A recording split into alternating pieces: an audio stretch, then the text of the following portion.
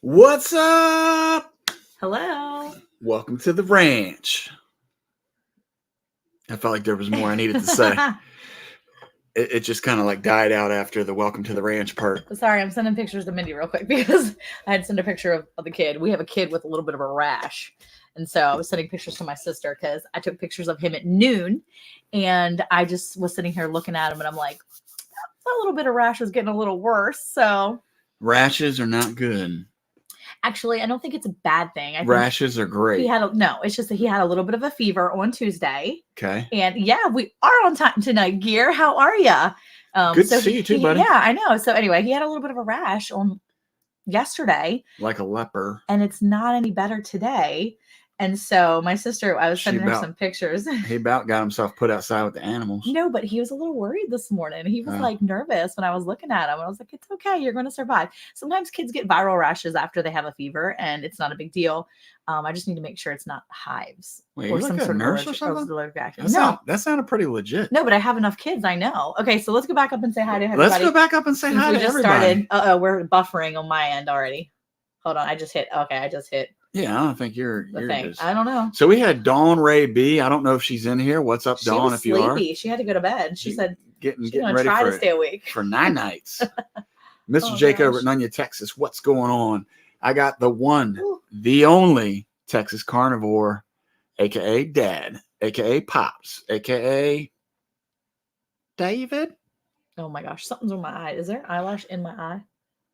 We're actually on the camera right now. I know, but I can't see. There's something. Well, put your eye in the camera. Maybe it'll show you. No. Fallen Arkansas veteran, what is going on? Something in my eye. Dawn is still awake, she says. Hey, Dawn. Gathered together homestead. Hello, how are you guys? What's going on? Johnson, Broke Cowgirl homestead. Howdy, y'all. I was thinking about you. Liberty's here. Miss How Liberty. Are you? Hola, ¿cómo está? You just skipped Lazy Days Ahead with Jesse and Lisa. How are you guys? I didn't get to that part. Where to begin? Where to begin? Homestead. Hello. Caleb is in here. Emma is in here. My favorite son. Your favorite son? And current. Your favorite son? You just said Caleb was your favorite son. Oh, I did, really didn't I? Well, let this be the day where Dad says. Oh man, I slipped up. Wow. I meant to say my favorite. Sorry, Luke, and my all the favorite, rest of the kids. My favorite oldest son. Yikes, that was really rough. That's what I was supposed to say. What's going on? Emma, my favorite. Brampton Gardner's here. Current daughter-in-law. Yeah. Right. Brampton Gardner's in here. Hello. Yeah. Let's see. Gear grinding 19 in the house. Two Dogs, Bees, and Gardens are here. Okay. Oh, yeah. I got some stuff about them today, too. Let's see. We all know Caleb is the favorite. Emma. Oh, my gosh. Easy. And for all those who didn't hear it, just, All right. So welcome everybody in here. So glad everybody was able to make it. Man, we had a fantastic Thanksgiving. Yes, we did. I would say it was fantastic. I think it was really nice. It was very nice Thanksgiving. It was really nice. It was very nice. How come you went from like? Rochelle wants to know whether she's your favorite. What am I your favorite? Oh, Emma said. So wait, when another daughter-in-law comes along, I won't be the favorite anymore. Did I say that? Because you said current favorite. That. You put a time limit on it. Liberty's like, yeah. What's it? What's going on? Do you think they're texting each other right now? It could be. Yeah. They could be. Oh wait, are the Hobbs in here? I didn't see the Hobbs. Let's see. Old Ways Gardening and Prepping. They? Oh, Hobbs Dirt Ranch is in here. What's up, everybody? Okay. Old Ways. What shenanigans have you all been up to? Why are you? Oh, sorry. Go ahead. Just hi, Teresa. Me off. Jeez, whiz. We're back to the old style where I can't even say anything. Oh, look, Dad. The Caleb's texting the group chat. Public admission. Oh man. He snipped the clip right there of Eric saying that it was his favorite son. He was able to snap a picture, a little clip, pull it off, and he now sent it to the group chat for the kids. So now all the kids know. I was cut off. All the kids know that. But I was cut off. Eric has it. No, you stopped. Yeah, you stopped. You said my favorite son, and then you stopped. It was really Oh, apparently Liberty's starting to throw hands with me now. Thanks, Eric. Yes. So Marilyn, geez Louise. I know. I can't help it. So geez Louise. Here's the thing. I love all my kids greatly. I'm just going to stop there because Exactly. I obviously Rochelle, he cut himself off. Okay. He cut himself off. I don't love all my kids equally. I love all of them for who they are, and I love them all differently. I love them There's with another so much clip, love, Caleb. and I love them all so uniquely. Caleb, I've loved Caleb the longest out of all my kids. Oh my goodness, here we go. I say that every year. I loved him the longest. Abigail, my precious baby girl, that the only girl for such the longest time, and now I have another daughter, and who hopefully soon to be another. Well, not hopefully, but I know another daughter-in-law coming soon. You know what? Maybe we should just stop talking about family tonight. We're doing horrible. No, not hopefully. I know Liberty's coming. She's coming into the family. She's already accepted she's already accepted the ring. She's coming in. But no, it's I like all my children. I like them a lot. So anyway, okay. So that's the first thing I hear when I join the live. LOL. Ha, Gary. You're so funny. Yeah, we're putting our foot in our mouth tonight, I guess. Well, Eric is, but what? No, I think you just joined me. Thanks. So we had a good Thanksgiving. So now I feel like with all this conversation, it was like Jerry Springer in our Thanksgiving or something. No, it was great. So Teresa said, "Yeah, you both are awesome." Ha. That's so funny. So let's see. The Hobbs are in here tonight too. Probably Jocelyn. I was watching a reel Jocelyn did today. I was really excited. Not a reel, it was like a live on her Facebook over at Hobbs Dirt Ranch. Mm-hmm. She did a Facebook live where she took apart one of her roosters that her and Misty, one of the other beautiful homesteaders that we know, Missy and her husband Justin have been to a few of our skill shares that we've attended, and we've been there with them, and they're awesome. Hey, Regina, how are you? And see, look, Gwen said, I'm safe. Favorite daughter, favorite son of each, one of each. There you go. She said, I don't think all the kids are hitting the thumbs up tonight. We're definitely not. Down. Yeah, well, Luke doesn't watch us, so that's not a big deal, I guess, really. So, well, but Caleb sends it to the group chat. That's true. Caleb's ruining it for everyone. Anyway, he's ruining it for us. Maybe he's not the favorite of everybody here. Just saying. Anyway, so Jocelyn and Misty and another friend of theirs, Leah, actually got together and they processed a few roosters a couple days ago.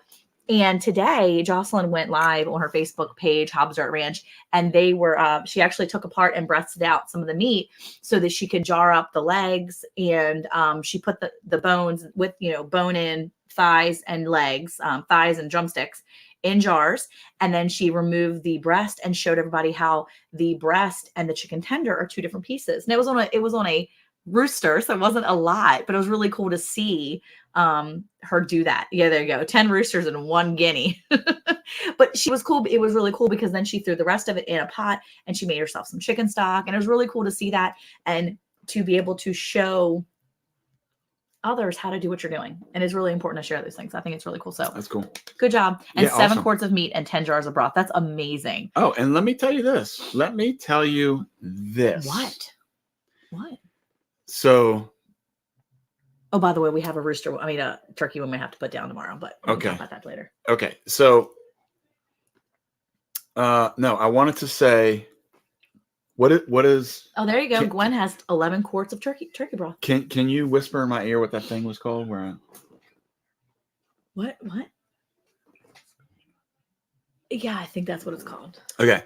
So, sorry, I had the correct terminology here. So this year we did something for the first time with our turkeys. So last year was the first year that we were able to process our own turkeys. We're going to give credit to Lisa over at Yogi Hollow for giving us this brilliant idea. Okay.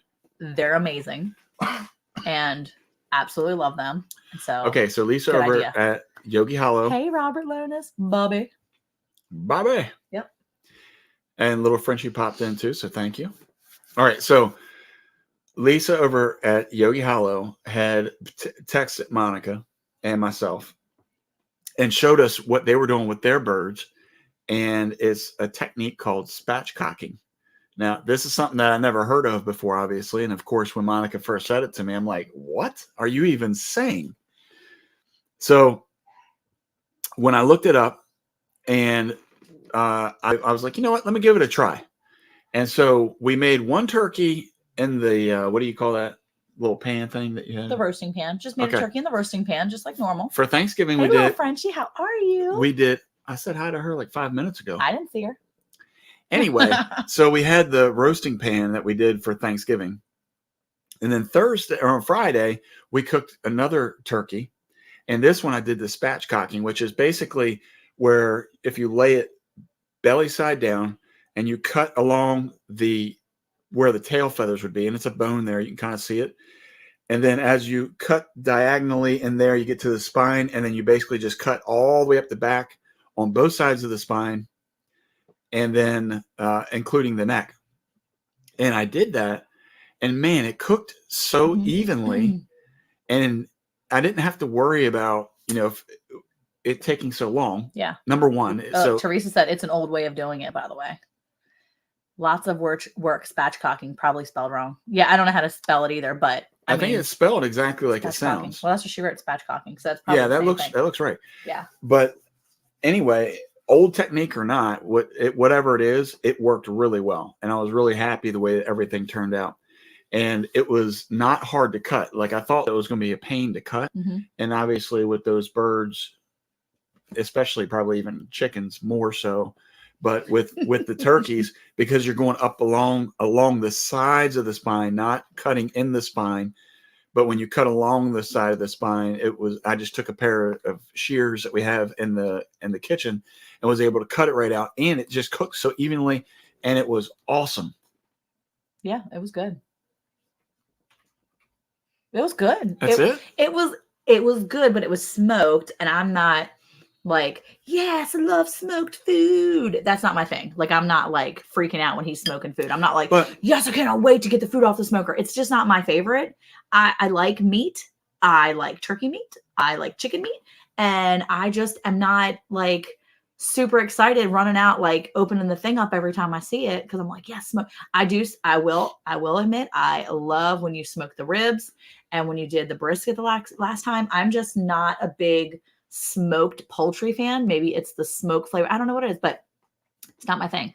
But once I cook my turkey low and slow all night long, tender, juicy, and oh so good. And see, that's how Eric's grandmother used to do it. She would put a turkey breast. She would just get the turkey breast in the store, but she would take her turkey breast and she would throw it in the slow cooker, put the ham in another slow cooker, and just cook it on low for like 16 hours or whatever it was. And it was the best turkey we ever had, usually for Thanksgiving. It was amazing. Yeah. Oh, nice. Smoked a 15-pounder and deep fried a 20-pounder. That's amazing. Our biggest was 15.5 pounds this time. So that was what we did for Thanksgiving Day, and the day after is when we did the spatchcock here, just an extra. So we had some leftovers because that 15.5-pound turkey was not a lot of leftovers for everybody. Yeah. So, yeah. My oven's not big enough, Gwen. I'm sure you've heard me discuss, AKA complain. I'm trying not to complain. I am very grateful for this house, and I'm very grateful that I have an oven that works. I will say that it works currently. I would like to try to break it at some point, but it doesn't break. It's like the oven that won't actually break completely. The door doesn't necessarily function all the way. It won't even shut all the way. The hinges are busted. So when you open it, it just slams open, and it's actually smaller than an average oven. As a matter of fact, when you buy the 3-pack of cookie sheets for the holidays, or you get some cookie sheets, the largest cookie sheet pan will not fit into my oven. So I have a household full of people. I cook for lots of people, and I can't even cook a large amount of cookies. Oh, and it cooks at least 25 to 50 degrees hotter than the average oven. And I have something to show you to prove that today. Well, if that's the case. That's the case right there. I mean, I don't do mine in the oven. If that's the case, then just take a marker and change the numbers on your knob. Oh my gosh, no. It won't even fit the turkey. I couldn't even fit a 15-pound turkey if I wanted to. It would not fit in my oven. My oven is it sounds like tiny. you're complaining. I am just stating the facts. Take it as you will. It's the facts. The facts are, it's small oven, not made for a family of our size. Hashtag large family, tiny oven. That should be a show. Large family, tiny oven. I can just do a whole episode. I can do weeks all over this. All the things you can't cook in our oven.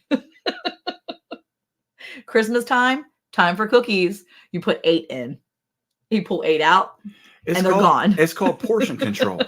Portion control. There's literally 9 people in here. There's 9 people that live in the house currently. I can only fit an 8-count cookie sheet in there. Okay, so here's the thing. Ready? It's not about me buying the woman a new oven. Rochelle said she'd watch it. Here's the thing. It's not as easy as that. It's not that, because not as everything easy. is encased in wood. Yeah. It's Everything. not that easy. And if you go too big, then you're starting to encroach upon the door that gets out the back of the house. Hey, Drops. I mean, look, they intentionally built this house, I think, just to mess with us. Yeah, I was just telling my mom that. It was funny because I was on the phone with my mom last week and I was telling her that my oven, it would be super. As a matter of fact, I was actually telling Jim that a few weeks ago. And I was standing there talking to Jim, who was here visiting us. Lazy Day said, look, Jesse said, Eric's a cheapskate. Not even that. Ready? If we replace the oven, we have to replace the countertops, which means we have to replace the backsplash, which means we have to replace like everything, which means we have to replace the island, which will cut into our cabinetry because I have to move the oven over. It's like literally one thing spins right off another. So it would be basically a new oven equals a whole new kitchen is what it would have to be. So one, $800 oven would turn into a, $8,000 reno is what it probably would be. I'm right here with gear grinding on this. You use it up, wear it out, make it or do without. You know what? And then that's Jesse's why going to be throwing some shade. And that's why I use a roasting pan for our 15-pound turkey each year. And I use crock pots and all that stuff. Our oven has been shutting down with an error from time to time. I have to reset it by flipping breakers. Yeah, we have some breaker issues here why is Jesse putting up there hashtag Eric's a cheapskate 14 times? He was hit the enter button too many times. She needs you to build a new kitchen add-on double ovens. And see, I'm not even greedy. I don't need double ovens. He's still putting Eric's a cheapskate. What has he got? Like cut and paste going on over here? What is happening right now? Know the pain at my family's house. Bought a new jelly roll pan and it won't fit. Right? It's right there. You're in the South. You're supposed to fry the turkey in peanut oil or smoke it. Eric had Eric got sick on Monday. This is it's a wall oven, Gwen. It's not really a wall oven, but it is a wall oven. It's not really inner wall. It's like a built-in. It's definitely it's a wall oven. Yeah, but it's like a cabinet. It's weird, and yes, it's just weird. Hey, Troy, how are you? So Eric got sick on Monday. I mean, okay, can I just talk about this for a second, Eric? Hey, how are you? New York gal, Florida heart. That is formerly known as the camera. What's it? Candid moon. Yes. Moon gazer. There you go. It's moon sprouts. No, it's not moon sprouts. Yes, that's who it is. Okay. Anyway, so I have an old stove with an oven. I'm fine with it. My mom had a wall oven. I hated it. Yeah, I'm fine with a regular oven. That's what I'm saying. Like, I don't mind. I can get rid of the oven. Get rid of the wall oven and the separate stove. Just put a whole full size, boom, right there. I don't need anything double. I don't need anything fancy. I just need a normal size oven. Nah, then you're going to complain about something else. I'm not. Really? Am I that big of a complainer? Well, I'm sorry. I didn't think I was that big of a complainer. I hope you guys are well. Moon sprouts. Yeah. So here's the thing. Ready? Oh, man. Eric's eating pie off to the side here. This is what he's doing. He's over there eating pie. Yeah, he's got stuff all over his mouth. He's eating pumpkin pie. Okay, so on Monday, Eric gets sick. Hey, Jeannie, how are you? Eric gets sick. Eric wakes up. He is sick as a dog. He's supposed to go to the dentist on Tuesday, and so I have to cancel. I was literally on my deathbed. Yeah, he was on his deathbed. I had to go to the doctor to take the vet. I had to go to the vet with the cat at 10 a.m. So I get there, and I see a beautiful boxer. I call Eric. I'm like, hey, Eric, I need this dog. It's so cute. You texted me. I texted. Oh, by the way, Jesse said, Eric, don't want to hear it. Eric, don't want to hear it. Eric, don't want to hear it. He's eating pumpkin pie. The grossest pie in the world, really, actually. But anyway. Can you stick to the story, please? Yeah. So anyway, I'm cheapskate. Eric was sick. He was. So he calls me, right? So I get home, and this man is so sick. So deathly sick. He's sitting out on my deathbed. I pull in on his deathbed. I pull into my driveway. Hey, Nancy, our treasured home. How are you? And he did ruin it with whipped cream. So look, he has his hoodie over him. He's like this, all hunched up, but he's sitting on a cooler in my parking spot. So I can't even pull in all the way. He's in the parking. He won't move. He will not move out of my parking spot area. So I have to pull in. I have to stop. And I'm like, what? He was very sick, right? He was on his deathbed. He's like, ugh. I'm like, hey, okay, so what's going on? I need to figure out what's going on. How are you feeling? What's happening? Did you eat? That's true, Eric. You're not supposed to eat in front of people unless you have enough to share with everybody. I'm eating off to the side. Oh, Anyway, I'm like, what's going on? What are you eating? He's so sick. He's like this. I can't talk to you about food right now. I'm gonna throw up. And I'm like, okay, you need to settle down for a second. He's like, I can't even discuss it. I'm like, okay, first of all, I'm trying to see if you ate something maybe. He's like, this is not what it's about. It's not. I'm just so sick. He was like on my deathbed. I just said that. He wasn't on his deathbed. He was literally walking around, but he kept walking into the sunlight. And he's like, I get cold and then I get hot. And then I'm like, you don't even feel. He's like, I'm like, you don't even feel fever. He's like, I'm getting chills. You are totally. You don't remember. You were literally half dead. How do you even remember? That's true. See, but I do remember. He doesn't remember. He stopped in front of my parking spot, blocked me, and then when I'm trying to get to the bottom of this, he's like, oh, I can't even talk to you. I'm gonna die. And he's like, and then he goes inside. I'm like, you just need to go lay down. He goes in and lays it down.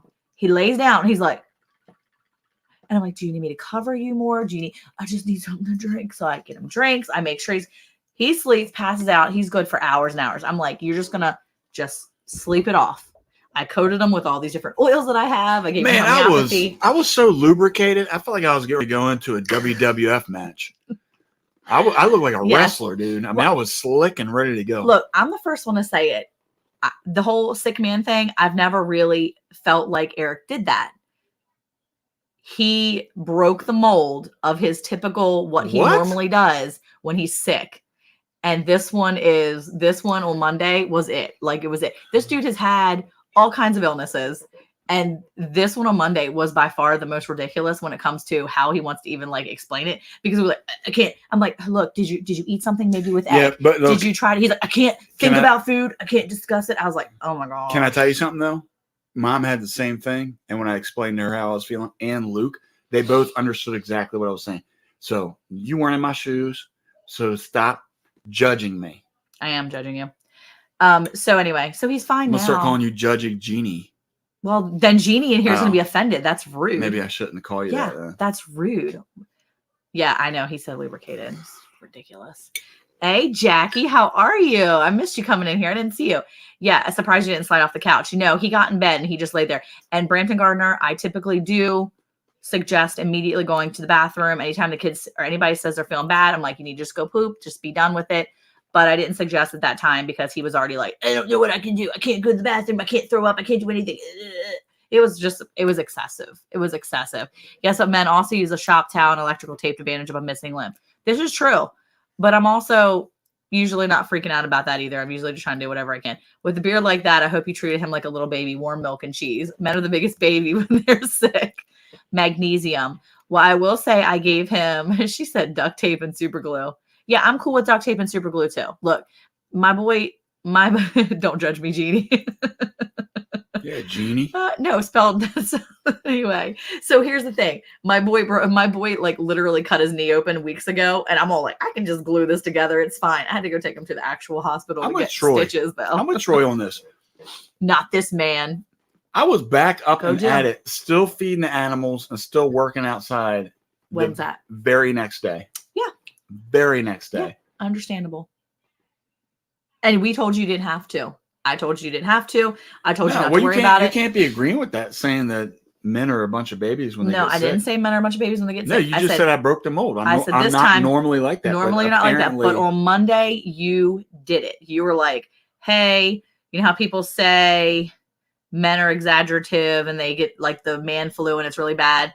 I'm going to show you what that looks like because you never experienced it, Monica. So let me show you. And I was like, cool, thanks. We can be done now. So I appreciate you showing me, and I'm cool with not dealing with it ever again. So if that could be the one time, I'm happy with it. Moving right along. 30 years ago, our son came home with the chicken pox, and then 8-month-older gets them, and then wait for it, hubby gets them. So all three of them at the same time. That's fantastic. My mom had that happen when she was, when my sister was only 2. And we all had the chicken pox, and my sister ended up having hives from the chicken pox and getting welts in her eczema. So it was really bad. So I think everybody ended up with the chicken pox at the same time too. For my mom, it was awful. This is the problem I'm having though, because this is really like stuck in my crawl now. Because women are always like, you don't tell me enough about your feelings. Blah, blah, blah, blah. Mm-hmm. So then when you're sick and you're trying to tell them what you're feeling, then all of a sudden you know, You it's weren't like, telling me what you were feeling though. What you were doing was you were just like complaining, like, but not actually telling me. So I was trying to ask complaining, you, like telling you that I didn't feel good. yeah, but when you say I don't feel good, and someone says, well, how do you feel? I don't know. I just feel bad. That's not helpful. Okay. And then so you start to give a little details, and then when we try to ask how to help, going back to saying you just feel bad doesn't actually help anything. So I'm just saying. Okay. I'm just saying. Duly noted. A kidney stone, that's rough. Well, geez, I'm sure he was a big baby. Oh, kidney stones are rough. Because he probably explained how he felt. He had them ever at bottom of his ears and mouth. That's awful. That's Okay. bad. Please don't, because you know It's too late. you know what's too late? Because I said that the one time you actually acted like a baby for a second, and that was the only time ever in 25 years of marriage. Please. Well, next time I cut a limb off, don't worry. Or get sick. Okay. You bounced right back on Tuesday. I was surprised, but you still got a cough. So, I mean, hey, it's better than not having to. Yes, Eric, they said, we want to know all your emotions, we want to know your emotions, but not if you're feeling sick or not. Yeah. So you really just want to hear what you want to hear. I got it. Hey, Mountain Maple Ranch, how are you? Women are very complex. Layers like onions. I called his mom and asked her why you That's didn't what rub him up ogres against say. them when the head then went. Man flu. There's a tea for that. I bet you there is a tea for that. He did really good, though. I will say, by Monday night. Thank you. No, what I'm saying is that you did really great with making sure that you were allowing me to help you when I tried. Because of the way you're treating me, I'm going to eat on camera. Whatever. You're a mess. I've missed you too. Marriage goals. Yes, right? This is what you want.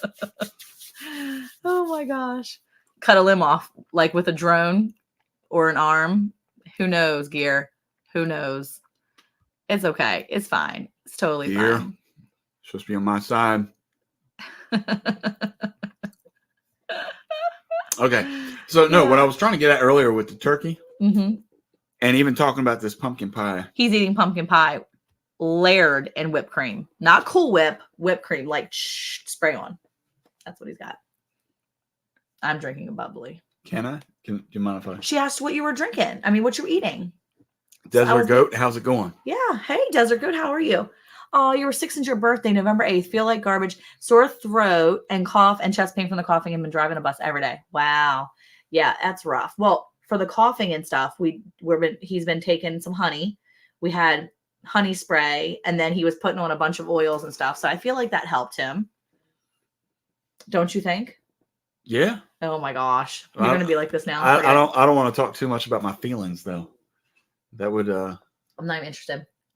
Neither am I. All right.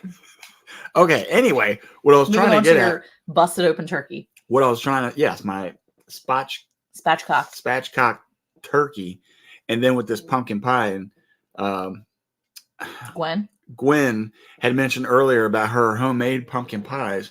Let me tell you something. When you want to talk about love, true love. Oh, crookneck squash. That's interesting. Is when your favorite son, number 2 son. Your favorite number 2 son? My favorite son named Luke makes you a homemade pumpkin pie from scratch. Went out there to our pumpkin bins. They're right out that way. That's where they're out that window. Yeah. Right there. The pumpkin, grab the pumpkin.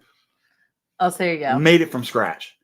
That's what, sometimes when you watch videos, whether our own or when you're watching like shows, I like to watch a lot of Alaskan shows and things like that. And they talk about living off the land, if you will, or homesteading in particular. You think about all the different things that you can make.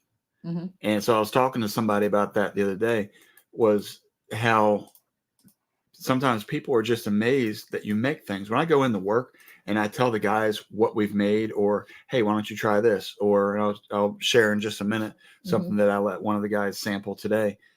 They're all just like amazed because they don't think that I can make that. Only you can buy that. And that's one of the coolest things about homesteading is learning to know that you can make all your own stuff. So Gwen, here's a bite for you. Okay, I can't get it. Oh, Brampton Gardner says In Eric's theory, favorite Alaskan. it's all right. True Love is pumpkin roll. Oh. Seriously, it's so good. Oh, Pie is good too.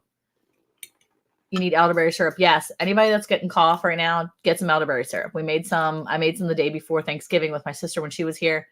It really helps for sure. Did you see Rochelle said Eric's favorite Alaskan? I did see that. Thank you, Rochelle. Yes, mine were all made from real pumpkins. 6. Remember, she was making like 852 pies, 3,000 pumpkin rolls, and cakes and little puffs and cheddar puffs, sausagey meatball things and all that stuff. That was a lot. Her people rolled out with like stretch pants only. They were like, we're going here, we're going home, and we are getting some stretch pants. Her people did not wear actual jeans for like a week. They were wearing. It's Thursday. jeggings. It's just now a week out of Thanksgiving, and her family is finally buttoning jeans up today. That's probably what it is. They're probably just like, we're going to finally go try to see if we can squeeze into jeans. We've been wearing eating pants all week. Yeah. You got to like have a week of just eating pants. You got to have some good eating pants around the holidays. Yeah. Don't believe in true love these days. When I watch you guys, it gives me hope. Favorite marriage couple. Well, thank you. I appreciate that. Even when Monica was picking on me. Oh my gosh. Get out of here. Seriously. No, get out of here. I'll just do the live by myself. So, yes, you got to have those skills when you're a homesteader. That's true. Very true. No Cool Whip. I'll get a piece of my own pumpkin pie. Yeah, exactly. Yes. I can go with or without. I'm good with And your either mother way. smells of elderberries. I gave my neighbor a pie because pumpkin is her favorite and she's never had a homemade one. Oh, that's awesome. I remember the very first time I had a homemade pumpkin pie. Yeah, this is true. Mountain Maple Ranch. What? Yeah, Oh. you have to train for Thanksgiving. It's a real eating event. That's true. Or stay at home and don't invite anyone and don't worry about pants. Gare be sitting there in his like t-shirt, just eating in his undies and t-shirts. Wow. That I could see you doing that. If you live by yourself, No. you'd be just sitting around in your underwear eating stuff. No, I would not. You obviously don't know me too well. Not at all. You literally said the other day. All right, that's good enough. When the boys were All here right. and Abigail was gone, you were like, all right, guys, we can walk around in underwear all day. It's just a guy's day. And they're all like, Mom's still here. And you were like, yeah, just Mom. Because Abigail left the house for the afternoon. And She they were, doesn't count. I don't count or Abigail doesn't count. Oh my gosh. Wait, let's see. You can have the pumpkin pie. I'd rather have a good spice apple pie with a scoop of vanilla ice cream or rhubarb. Rhubarb Spiced strawberry. apple pie. Apple pie is so good. I would go with that, with the spice. Okay. Yes, Troy. I laughed very hard at that this morning. You sent me. I couldn't get the volume to work on that thing. Oh, it was worth it. You need to go back in and watch. I'll show you later. Yeah, I'll try it. Gear says, covering his camera. Oh, shoot. They saw me in my underwear. Oh, my goodness. Anyway, yeah. So, homesteading 101. Make your own stuff. Sarah Lee made it at home one time, and then they copied it. Well, I was going to say, my first real pumpkin, I won't say real because people eat. It's still, that's fine. The first homemade pumpkin pie I had was from Grandma. Maybe. And I want to tell you something. I was really weirded out by it because you're not used to seeing something go from the actual form of a pumpkin into a pie plate. Oh, see, Abigail had the same thing, Jackie. She would wake up and she had like her eyes felt like real crusty and like sensitive and like crusty. She said she would wake up and just can't open them, and she just felt like it was just kind of gross all day long. And she had a little bit of a cough too. What is Palmer? Why is that's what they're talking about in Alaska? So Mountain Maple Ranch actually was in Alaska too. So they're actually talking about being in Alaska, which is pretty cool. Okay, so she said, great, can we get a video of that when we're talking about you walking around with the kids in your underwear? And I said, oh, maybe, because here's what I'm thinking. So I don't think you pick on him enough. Have you ever thought about making his beard pink or green? I even said something the other day. I was like, have you seen this? Decorate your beard, put little things in it. Might as well, right? No. Okay, so here's the thing. Glad I can type with my mouth full, she says. Okay, so here's the thing. I thought about doing this Vlogmas thing. So Eric's not a vlogger guy, right? He likes to take these great videos, have these amazing, like, different, whatever they are, transitions that are like real fancy. Me, I just want to do a video and get it done. Like, he comes in, I'm like, hey, I want to make some turkey stock. He's like, great, let's do a video. I'm like, yes, let's do a video. Here's me. Record me doing the video. That's it. I want him to hold the camera up. I want to be like, hey guys, look, I'm making this, and then make it and then be done. But he's so good at it. He wants it to be fancy. He wants to like zoom the camera in, zoom the camera out, like have me snap and things happen. And it's great. And I love it because he has very good eye for that stuff. I'm not great at that, right? Super great. So I'm thinking maybe we'll do something different. And we're still going to put out videos throughout the month of other things. But I think I'm jumping on board with this Vlogmas thing. Have you guys ever heard of Vlogmas? I'm sure you have. My daughter said something about last year. And we're not really a vlogging channel. But I feel like nobody sees like who we are behind the scenes, really. I mean, behind the scenes, really not behind the scenes, but like a different side of the camera, right? Like me just going through my day. Like when I'm sick. If I would have did Vlogmas on Monday, you guys would have seen Eric like this. Is that what my face looks like? Yeah, except you couldn't see half of it because your beard covers like this much. So you're like, and you have squinty eyes anyway, so your eyes are a little little. That's equally offensive. Your little eyes. It's offensive. I can't do it without making my face down. But you have like little eyes. You have just squintier eyes than I do. This is the Clint Eastwood look. No, that's just your normal squinty eyes. He's got shady eyes. Like, anyway. What? Shady eyes? Woman, why'd you marry me then if I got a shady? Shady eyes. Oh. Anyway, so what I'm thinking, see, Dexter should vlog for Christmas for the Vlogmas. So anyway, I was just seeing if anybody is doing Vlogmas shorts. So vlogging, right? So I was Mountain Maple Ranch. I was looking it up. I'm thinking, I'm going to ask anybody in here if they want to do Vlogmas with me. And so basically it's just like a video where you just kind of do your day, right? You just vlog your day. And it could be little mini vlogs. It could be vlog shorts or whatever. But I'm thinking, I just wait until he becomes a grandpa and granddaughter wants to paint his fingernails. But here's the thing. It's just one of those things. Cheapskate Eric has shady eyes. But I already did. So I went back today. These Alaskans, you know what I'm saying? I went back today and I did one. So it's a little late. It was like half the day. But I was like, you know what? I think I want to do it. I saw that Jen, Good Time Homestead with Jen and Steve. Okay. She did one. It was only 2 minutes, but she was actually there with the Fermented Homesteader, which is Anna. So she's amazing. Oh my gosh, I love her so much. Naked Gardeners, you're on the right path. Gardeners, we aren't doing it. But I just feel like it might be something fun to do, and it'll keep me doing something and showing a little bit of what we do here because we homeschool and we're a large family and doing all these different things. So basically, your vlog is going to be everybody going to school. No, because we don't do school that much. No, I mean it's just no. But I mean, like this whole month we don't have school like outside of the house. We do things here, but like today we made ornaments. Look how stinking cute that is. So Abigail was like, today would have been a good day for Vlogmas. That's a good day for crafting. Look how stinking. We're not a crafting show. We're not a crafting show. But look how cute this is. Has anybody seen Wallace and Gromit? Look at my little Wallace and Gromit guy. Isn't he the cutest guy? Oh. No, don't get me wrong. Isn't he the cutest thing you've ever seen? Talent. So here's the thing. We just took some polymer clay and we made some ornaments. Did you make that yourself? Yeah, I did. And the kids made some ornaments. There was a discussion whether this was Seahawks colors or Eagles colors. What say ye? Seahawks or Eagles? Seahawks. Let's go. So we have a kid that made it who's an Eagles fan, Philadelphia Eagles, and he made it for Eagles. Maybe he's colorblind. Well, no, I think that when it got into the oven, it got a little darker. And so when my Seahawks fan kid got home, he was real psyched. He's like, dude, he made me a Seahawks lollipop. That's awesome. He was like, it's not a Seahawks lolly. Wait, is this what your whole vlog is about? Are you ruining your vlog? No. So nobody's going to need to see it now? Not at all. Not at all. Rooster earrings. I should make them.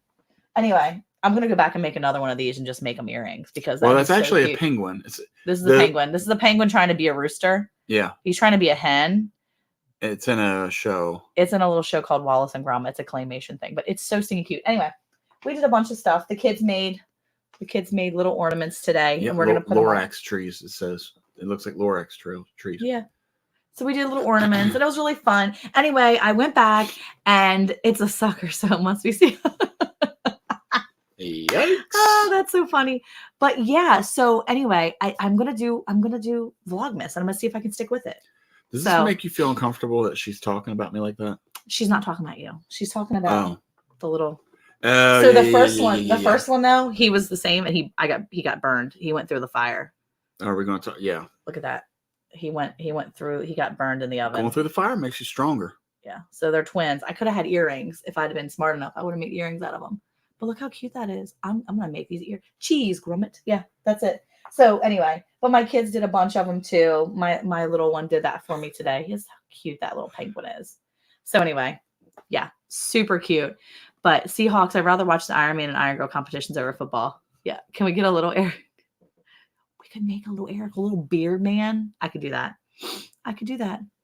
But anyway, so yeah, I'm going to do Vlogmas. Anybody want to join me for Vlogmas? If you do, tag me in your comments or in your thing. Just type at Bland's Promised Land Ranch so I can catch it. And that way I know you want to do it because I'm excited. Just paint the white. Paint the white on. I could paint it white. I could paint it white. I could paint it. Boy, paint it white right here. Make a little. Complaining about the poor. He's so cute white, though. Yeah. He's really. This one feels more like the polymer it's supposed to feel like. Anyway, I was really excited. Bobblehead Eric's I Will Be Rich. Oh my gosh. I should make one of Daddy Beans. You do need them in your village. Rochelle. I'm going to have to make an extra one and send it to Rochelle for her little village. Because I don't have to put a little thing in the top. And I can make one. I'll make one of these for Rochelle's little village. Or I'll make an Eric one for your village too. It'll be Eric and the Penguin. Wait, so Jake is actually asking for, is he with a real fur beard? Does he want an ornament of me? Is that what I'm hearing? Oh my gosh. I love the Seahawks. They're so drama. Yeah. Yeah. My kids, oh my gosh. If I didn't work full time and make Mark do it, if he'd be that excited. Haha. Split Monica 50-50. Sounds good. You want to do the bobbleheads? If you make them, then, I'll approve them. Gwen, be right back. Got to give 2 wiener dogs a bath. Oh, I could have fun with a little character Eric. I'll see what I can do, Rochelle, and see if I can do that. It depends on you pulling practical jokes on poor Mr. Eric. Yes, always. Yeah, we had a good time making these today. The kids did a really good job. My 12-year-old did the Santa face. He's so cute. He did a good job with him. So yeah. Oh, and then my 10-year-old did this one. The cute little. They got really good after they did it a little bit, like more after they got really good at making them after the. It's called practice. After the new one on. Yeah. Afternoon one on. It was pretty good. This one was so cute when it started and then it turned into this like brown black mess. Looks weird. Looks like some sort of wand gone wrong. Wait, which one did you have? Oh, hopefully he was right in that one. Santa was up there, not the fat snowman. Eric in 10 years. Yeah. Instead of Elf on the Shelf, you can do Eric on the Shelf. That would be interesting. That'd be weird for me. I need to go get a picture of Daddy. I need to go get my Daddy Beans and see if I can recreate him in polymer. And then I'll get a picture of Eric and see if I can do Eric in polymer clay. This could be a thing. I bet you one of the kids could, because I saw what he just did with the dog and it was pretty amazing. Yeah. He's pretty crafty. Yeah. The 10-year-old's pretty crafty. Eric the Garden Troll, pictures from around the world. We could take him and mail him around. Oh, Troy said I'd be creeped out. I'm creeped out. Little Eric's, and I'm going to send one. I'm going to make it Eric and send it to Brampton Gardner. If I can't make an Eric, then I'll just send you the little penguin doll, the little penguin one from Wallace and Gromit. Was she the one that you tried to send a card to? No, I tried sending a card. No, but I'm actually going to send cards out this year, guys. I'm so excited. So I'm sending cards. So I'm hoping I can get Eric holding a Daddy Beans. That would be even better. No. Right there. That should be the Christmas card we send out to people. Remember, I'm the one that said he's creepy. I should send that card to people. Me like holding Daddy Beans between us. No. Why not? The thing is creepy. Nobody wants to even touch that thing. I hope Dexter doesn't eat it. I should send Daddy Beans to somebody and see if it ever makes it back. No, he's a valuable, priceless doll baby from the 70s. No, he really isn't. He's vintage. Hey, Ariel, how are you? He is vintage. See? Get in the spirit of Christmas, Eric, Daddy Beans, and Eric. That's what I'm saying. No. That's what I'm saying. No. Well, speaking of Christmas gifts, I had a question for you guys. So I was wondering, what do you think are the best? Yes, sweatshop those kids. Okay, so what do you think that's like real quick when we were doing the peppers. Oh my gosh, we did peppers this past weekend because I had been having peppers sitting on my table for almost 2 weeks. For almost 2 weeks. We went out right before the frost hit for down here in Texas. Oh, hold on a second. There you go. He'd be coughing. Yeah. So anyway, we went out and grabbed all the peppers off. We had a full table, one of those. I think it's a maybe it was a 6-foot table. It's a big folding table you use at vendor events. Yes, but it's one of the double wide ones or whatever. It's like a 10-foot table, isn't it? No. Okay. Leave the measurements to me. I don't know. 8-foot table. Right. 8-foot table. Still no. 6-foot table. There we go. Which is what I said about 5 minutes ago. Okay. Anyway, so my point is that the boys were helping, and it was so cool because the 6-year-old was also helping cutting up peppers, and man, he just felt like a big kid. He was so excited. He was like, "I have a knife." And I was like, "Awesome, good job." He was like, "And Dad's saying that I can do this." And I was like, "You're doing a very good job." He was so excited with this little like paring knife that he could chop up peppers. Yeah, it was good. He was so excited to learn. Monica calls it homeschool, and the government calls it child labor law violations. Yeah. So here's the thing: if anybody has ever seen, what's the movie from Adam Sandler? What's the one where he's golfing? Help us out here. Happy Gilmore. Happy Gilmore. Okay. Yeah. So if you remember the scene when Adam Sandler went to go visit his grandmother, and he was like, "Granny, how you doing?" And she's like, "Oh, I'm doing okay." And then as soon as he left is when Ben Stiller would turn back to the old ladies, and he was like, "Pick up the pace and finish those quilts, women." Anyway, so that was what it was like with the kids chopping up peppers. And was it Happy Mountain? No, it was Happy Gilmore. Yeah. Okay. Yeah. Anyway, but I brought him in here to show. Oh yeah. That Monica made how many cans of? I think I made. It was probably. Look at that. Like 8 jars of hoagie spread. Hoagie spread. Yeah. Man, this stuff is amazing. Yeah, it's pretty good. What? That's it? Yeah. No, this stuff is amazing, girl. Sing it, own it. It's good. I like it. It's good. I sent some home with Stina from Kelsheim, and she really liked it. She said her kids loved it. It's not as red as I like it to be. She didn't even get the good version. It's not even red as I like it to be, but I used other peppers this time, so it's a little darker, but it was good. So it's super simple. It's basically just a bunch of hot peppers with there is a small amount of sugar, but not a lot. It's not like cowboy candy. It's not really sweet. I usually use cherry bombs exclusively, but because I had so many jalapenos and cherry bombs and all that. Okay, Jackie, you know what? I'm gonna try it. I'm gonna have to go to the mail this week anyway. Yeah. So here's Jackie. Here's the thing. I'm gonna send you information so you can get in touch with me. Here's the thing. They don't sell it everywhere. It's hard to find. So here in Texas, see, she knows about it because she lived in Maryland. Yeah. Before. So here in Texas, people from the north are try to find it. They can't find it. So when my mom goes to visit people up north, she would get it from my brother down in Texas. Yes, Jake, I'll have a jar for you. It's so good. So it's not about the spice, no, as much as about the flavor. Yeah, so it's super easy. It's just a little bit of sugar, but it's got vinegar and I want to say mustard seed. Maybe if I put any, I don't know if I put any mustard seed in. It's basically just vinegar and salt and some sugar and all of the rest of the peppers. And it's like a bunch of peppers all together. And usually I use the cherry bombs. They have the best flavor. Now I haven't actually tried this one yet, so I'm hoping it's as good as the first batch that I made. I've made 3 batches now, and each one have been a little bit different because the pepper variety has been different. But yeah, Jake, I have one for you set to the side. I already had you in my mind of doing that. So basically it's been a bunch of different and children's tears. Well, I will say, I think that Eric was doing the most of the work, but the kids were actually having fun, and they asked 2 days in a row. Maybe that's why I was sick.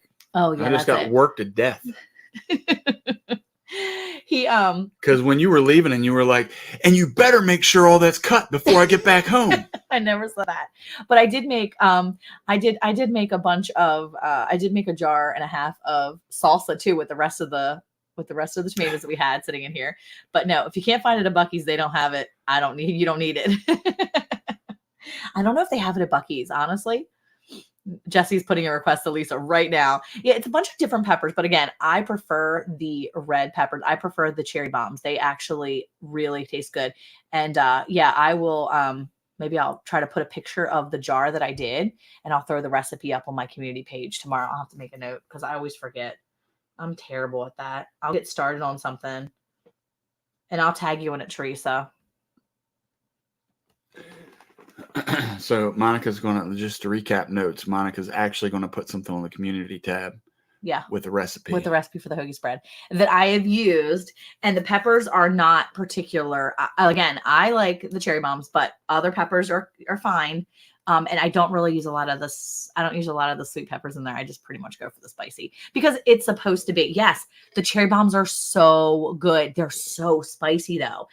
They're the best when it's just cherry bombs, but I didn't have enough just to do cherry bombs. So marriage goals, I'm off for you up and coming family vlog channel. Yeah, I'm telling you, I'm doing Vlogmas this whole month. So and you're going to see Eric being mad at me throughout the day if he gets mad at me for whatever, doing videos of him that are not that are not Eric approved and edited properly. Hey Sandy, how are you? So what? No, Bucky's wearing our Jackie's so sad. I know it's hard. Bucky's are not everywhere, but yeah, that's a hard life when you don't have Bucky's by you. It's rough. It's the little things in life that you need. I know. Yeah. We were just talking about hoagie spread and I did some turkey stock too. I made a bunch of turkey stock that turned out pretty good. Because of our homemade turkeys. Because of our snipping the turkeys and spatchcocking. Yeah. Look at this. Well, not just because of spatchcocking. I threw that mess in there even wasn't spatchcock, but look at that. Look at that. It's like gold. Yeah, it's got a little stuff in the bottom. I don't know about all that stuff. Ew, what? You made it wrong? Throw this out. I didn't make it wrong. It's fine. Look at that. I skimmed out as much as I could. I'm not putting Look at that. I didn't put it through. Perfect. That is perfect. Nice. So nice to me. That's cute. That's very nice. I didn't put it through. Thank you. I didn't put it through. Trying to show the people. What did I not put it through? The what's it called? The cheesecloth. I didn't filter it through a cheesecloth. I just used my Who cares? We're going to eat that up. Yeah. Or drink it up. Yeah. However you say it, I guess. We'll use it. We're going to use it for sure. Cherry bombs. Okay. You're talking about food. I'm thinking of fireworks. Yeah. Cherry bombs are great. I think there's one in Alabama near Mobile, which is 2 hours west of here. Yeah. There probably is one in Alabama. Made soup out of their remaining turkey. And see, so many people were making like turkey soup instead of like chicken soup. And I was like, man, that looks amazing. But I don't like chicken soup. And I don't like turkey soup. I don't like noodles. Oh, is that why last night you were saying I wish I liked chicken soup? Yes. Because I feel like chicken soup, chicken noodle soup and things like that is like super good for you when you're sick, when you're not feeling good. And that would have been great for all the kids to, sip some soup when they were just having a cough. And I'd like desperately on Monday, I desperately wanted to make like turkey noodle soup for everybody, but no one would have been drinking it. No one would have eaten it. Yeah. See? Smoked turkey soup is good. See, that's the thing. Yeah. Happy holidays to you, Miss Sandy. What was that drink? What drink? I don't know what drink. Oh, if she's talking about this. Oh, Eric, what are you drinking? This is my herbal tea. What is that on the top of it? It is. Oh, it's all of your honey. Oh my goodness gracious. He's drinking herbal tea with honey all over it. Smoked turkey soup. I'm going to have to try that. Smoked turkey. Maybe in a small batch. Large McDonald's fries and sweet and sour sauce is good for me when I'm sick. Look, I'm here for whatever makes people feel better. And I know sometimes it's garbage food, but it ends up making people feel better immediately. And then they feel worse later. Yeah, I'm going to can one of them. And see, that's a good thing. Canning it and having it put up there. We're turkey soup tonight, see? Although I will say she made some broccoli soup. Oh my goodness gracious. Broccoli and cheese or something like that. It was so good. And I have never eaten broccoli soup before. And I was so loving it. I was there for it. It's like a cream smoked turkey soup right now. It was like a cream broccoli. It was so good. I mean, look, anytime any kind of cream soup to me is going to be good. Turkey soup is better wasting the turkey is smoked with pecan wood. Is even better tasting if the turkey is smoked with pecan wood. Is that what you use, pecan? Do you know? Smoked rabbit stew this weekend. Wow. See, now I want to try the turkey stew. See, because this last batch of broth that I made, I'm going to have to write that on there. That was from the smoked turkey. I'm going to have to make sure I write that on the turkey stock. And I may make a difference in the turkey stock. It's interesting. Smoked turkey. Now that's got to be good. I mean, it was decent. The smoked turkey itself. Good night, Dawn. It was nice seeing you in here. Thank you for stopping in and not sleeping. Yes, thank you for not sleeping. Thank you for being sleep go to sleep now. I make dairy-free broccoli and cheese soup. It is so good. Ooh, I bet you Elijah would like that. I think he likes broccoli. He doesn't do I like broccoli. Cheese, really. Yeah. Oh, you smoked yours with mesquite. So drop smoked with mesquite. So what did you smoke yours with? It's mesquite or pecan? I think we have one or the other. I don't know if we have many more than those two. Turkey hash. Maybe it was hickory. Ooh. I used hickory. Maybe I can't quite remember. We didn't have the wood, so a couple years back, Mom and Dad bought me a smoking magnet. It's a big magnet. Mm-hmm. It's a big magnet. Yeah, it's a really big one. And it shows all the different types of meats, the different types of wood that you use, what works best with which type of meat, what temperatures to cook everything, all that, and whatever. Oh, smoked with apple. Whatever they had suggested, because ironically enough, they only suggested one type of wood, and it was the one we didn't have. So I think, yeah. I'm wondering if I would like it with apple wood. If I would like poultry with apple wood better than smoked with. Well, I think it was something softer. Actually, it may have been apple, and the reason why was because I know that you don't really like the heavy smoke flavor. Mm-hmm. So the fruit tree variety typically has less of a strong taste. Okay, I guess. Well, definitely pay attention to that. Maybe next time. See, I'll have to pay attention to ask. I can as soon as I go out there, I can tell you which one it was. Good. I'd be interested to know. I'd be interested. Yeah. Well, we were starting to talk about Christmas gifts and stuff, and I was thinking about that. That's something that's the type of gift you can give a homesteader, right? Smoking wood for their smoker, wood for their, whatever they're doing. We were talking about. If you're a true homesteader, you go out there and harvest your own smoked wood. Are you going to go out and get your own wood to smoke? Well, we got plenty of mesquite to choose from. That's for sure. Do we? We don't have any mesquite trees out there right now, do we? They're in your sister-in-law's or your sister's pasture like crazy. Yeah. Which, ironically enough, maybe that's how they started smoking it. They're like, there's so much mesquite wood down here. We better find something to do with it. But see, cherry wood, apple wood, we don't have any of that stuff here. I mean, we have apple wood because it's dead outside. That's true. I just need to chop it up. You chop it up. That little bitty tree that was out there is like this round. I want to get a cherry tree too. All right, go ahead. Christmas, go ahead. Yeah, so I was just thinking, it's Christmas December, everybody. Mm-hmm.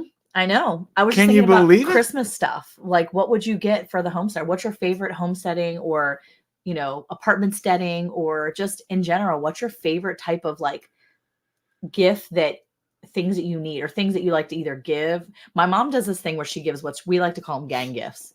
She's very, my stepfather is very. I don't really think you can say that we call it that. Like it's something that we. No, that's what they call it too. I mean, they all call them the gang gifts. Pretty much a worldwide. They give phrase. They give. Don't take credit for that. I'm not taking credit for that. They give gang gifts, and so Jeff, my stepfather, will take. I was gonna say father-in-law.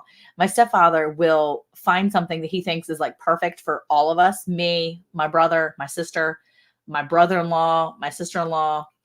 Eric. Okay, you covered it. Everybody. All 6 of us. Everybody. And then he'll just like buy a bunch of them. And then he'll buy one for himself, one for my mom. And now Caleb's old enough that he'll do the same thing. And they'll buy all the gifts. So like one year back in the day, we all got windshield and seatbelt cutters and windshield breakers. Remember we got those? That was the gang gift for the year. What are you reading? Well, I'm looking at this sidetrack for just a second here, but I'm looking and I never thought about when you smoke the meat to put fruit in with it, I guess. Yeah. I never thought about that. Well, remember before when we smoked meat, I was using apple juice actually. I soaked the wood when the previous smoker we had, I soaked the wood in apple juice or pear juice or whatever I had so that we could see, I've got a couple native pecan wood piles. That's pretty cool. Okay. Let me know when I can come on by. They're only up the road. I know. They're close. Jackie seen your full and country bowl movie. It was small, but I wouldn't want to live in any city. All right, sorry, go ahead. So anyway, the gang gifts, and then go find different ones that everybody can go. So this year we were talking a little bit about just different things for the car. Caleb's got a job where he has to drive a little further to work now. So my mom, I think, figured out a good gang gift for everybody. She always gives socks. That's another thing she likes to give is a big gang gift. She gives everybody socks for Christmas. I think my kids can basically count on socks for Christmas from my mom every year, mainly because my kids like blow through socks like crazy. But I feel like socks are a good homesteader gift for kids, like kids that are homestead gifts. What? I think they are because when you're wearing like muck boots a lot, you go through socks. Like their socks, they just blow through socks. Bandanas right there. Oh, she said bananas, not bandanas. I was like bandanas. That's great. I have bananas in my banana trees, Monica, like 60 of them. Oh my goodness, bananas! Nobody that's cares. Awesome. Nobody cares about your gift. Nobody cares my gifts. I cringe every time I have to drive to Pensacola for a doctor's appointment. When I went to back to Maryland, it felt like everybody.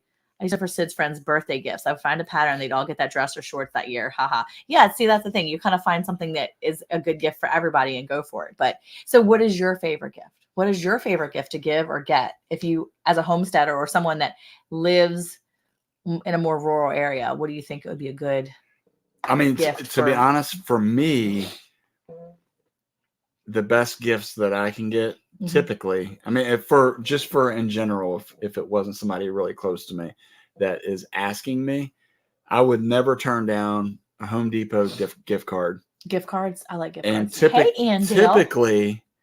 Typically, bandana tree.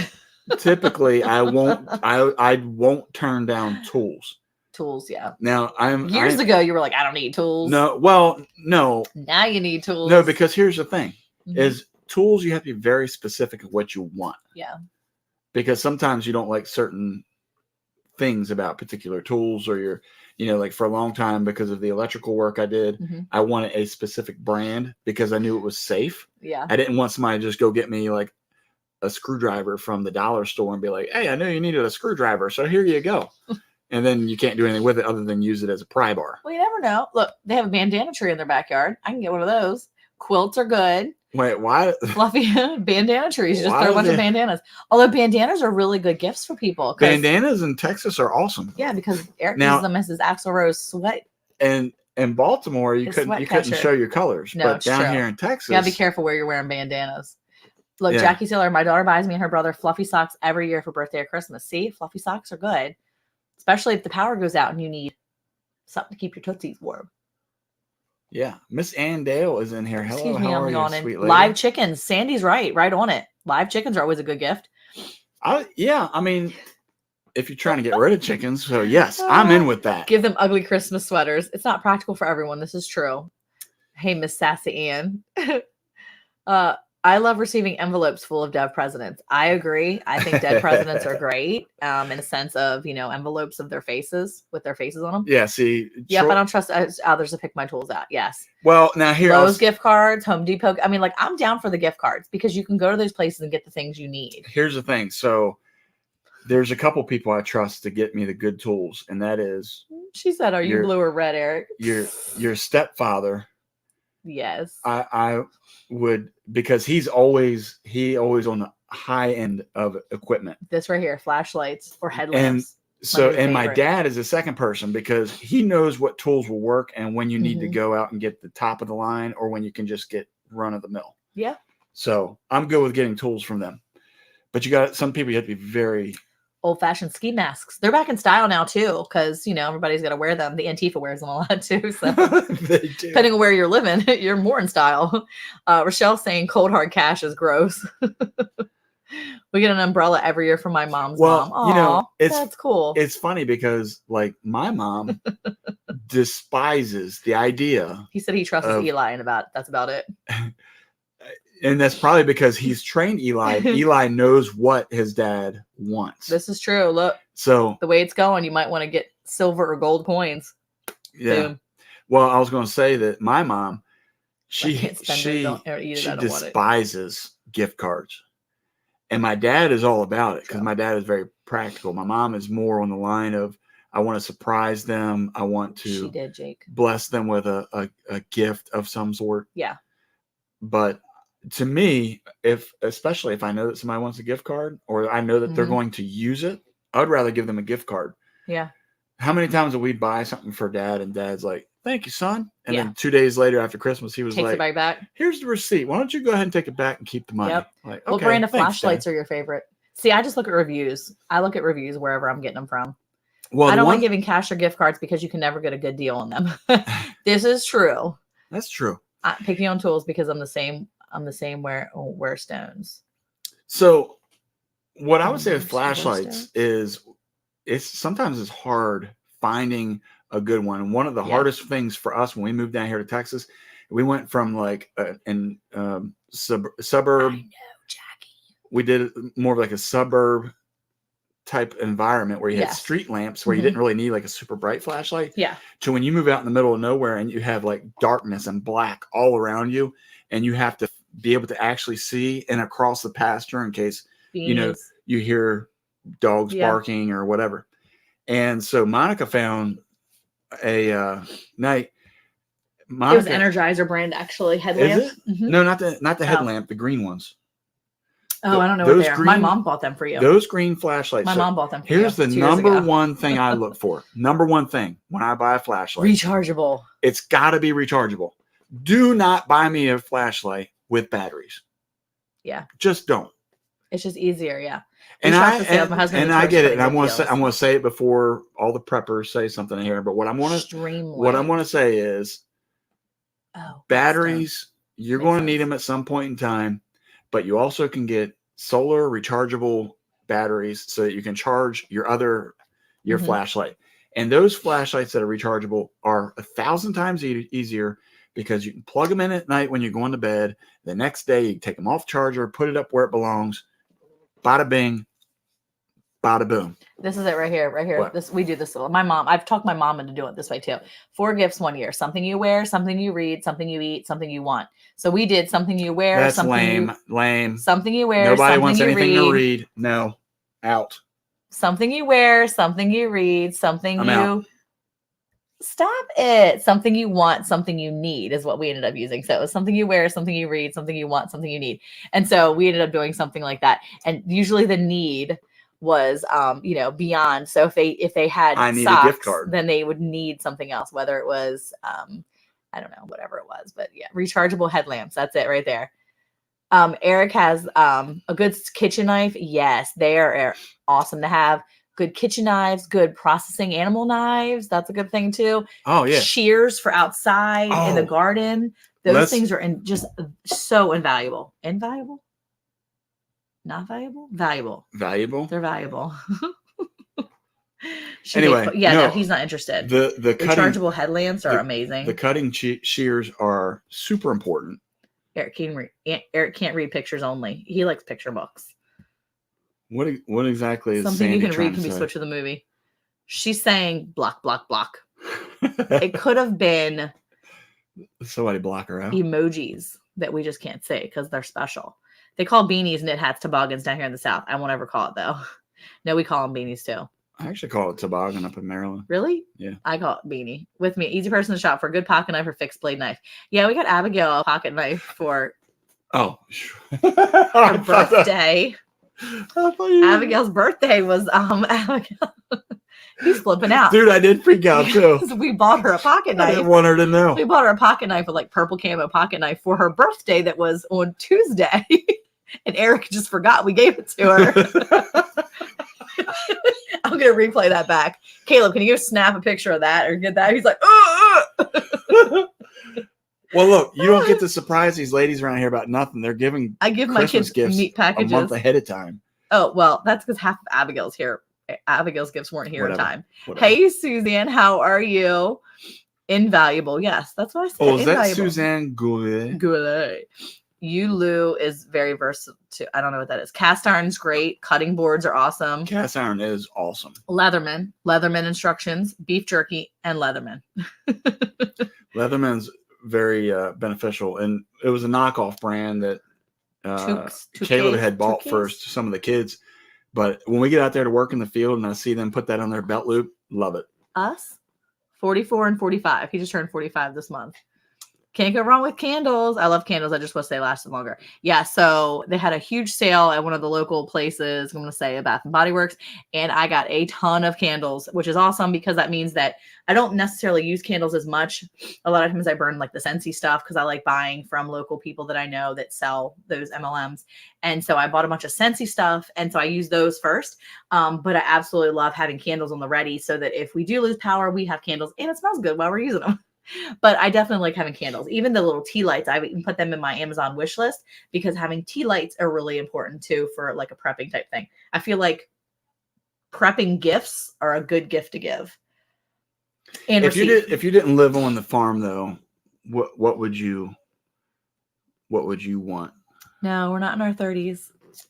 With our 22-year-old son? No. Visa gift cards, so you can buy what you really need. And yeah, and I like the gift card thing. Yeah. Oh, Ariel was 29 again on her last birthday. See? Wow. $20.99. Very nice. Nice. Right on. Canning books. Okay, see, that's the thing. So my mother-in-law was like, what do you want for Christmas? And I was like, oh, I didn't do that. I said, I want mason jars. She was like, you want canning jars? I was like, I want canning jars. Put a little bow on it. You don't have to wrap it. Just a little bow. You don't even need a bow. Just give me canning jars. I will be so happy. I want canning jars. I told her I wanted canning jars and then YouTube premium subscription. Like, these are really good ideas, actually. That is a really good idea. But buying things like that, look, being able to have different things, buying subscriptions to different plans like that you can do for a year, doing, if you like a good knife for cooking, Bland Clan, I have just the thing. Oh, really? You have good knives? Eric, please don't purr. But that's the thing.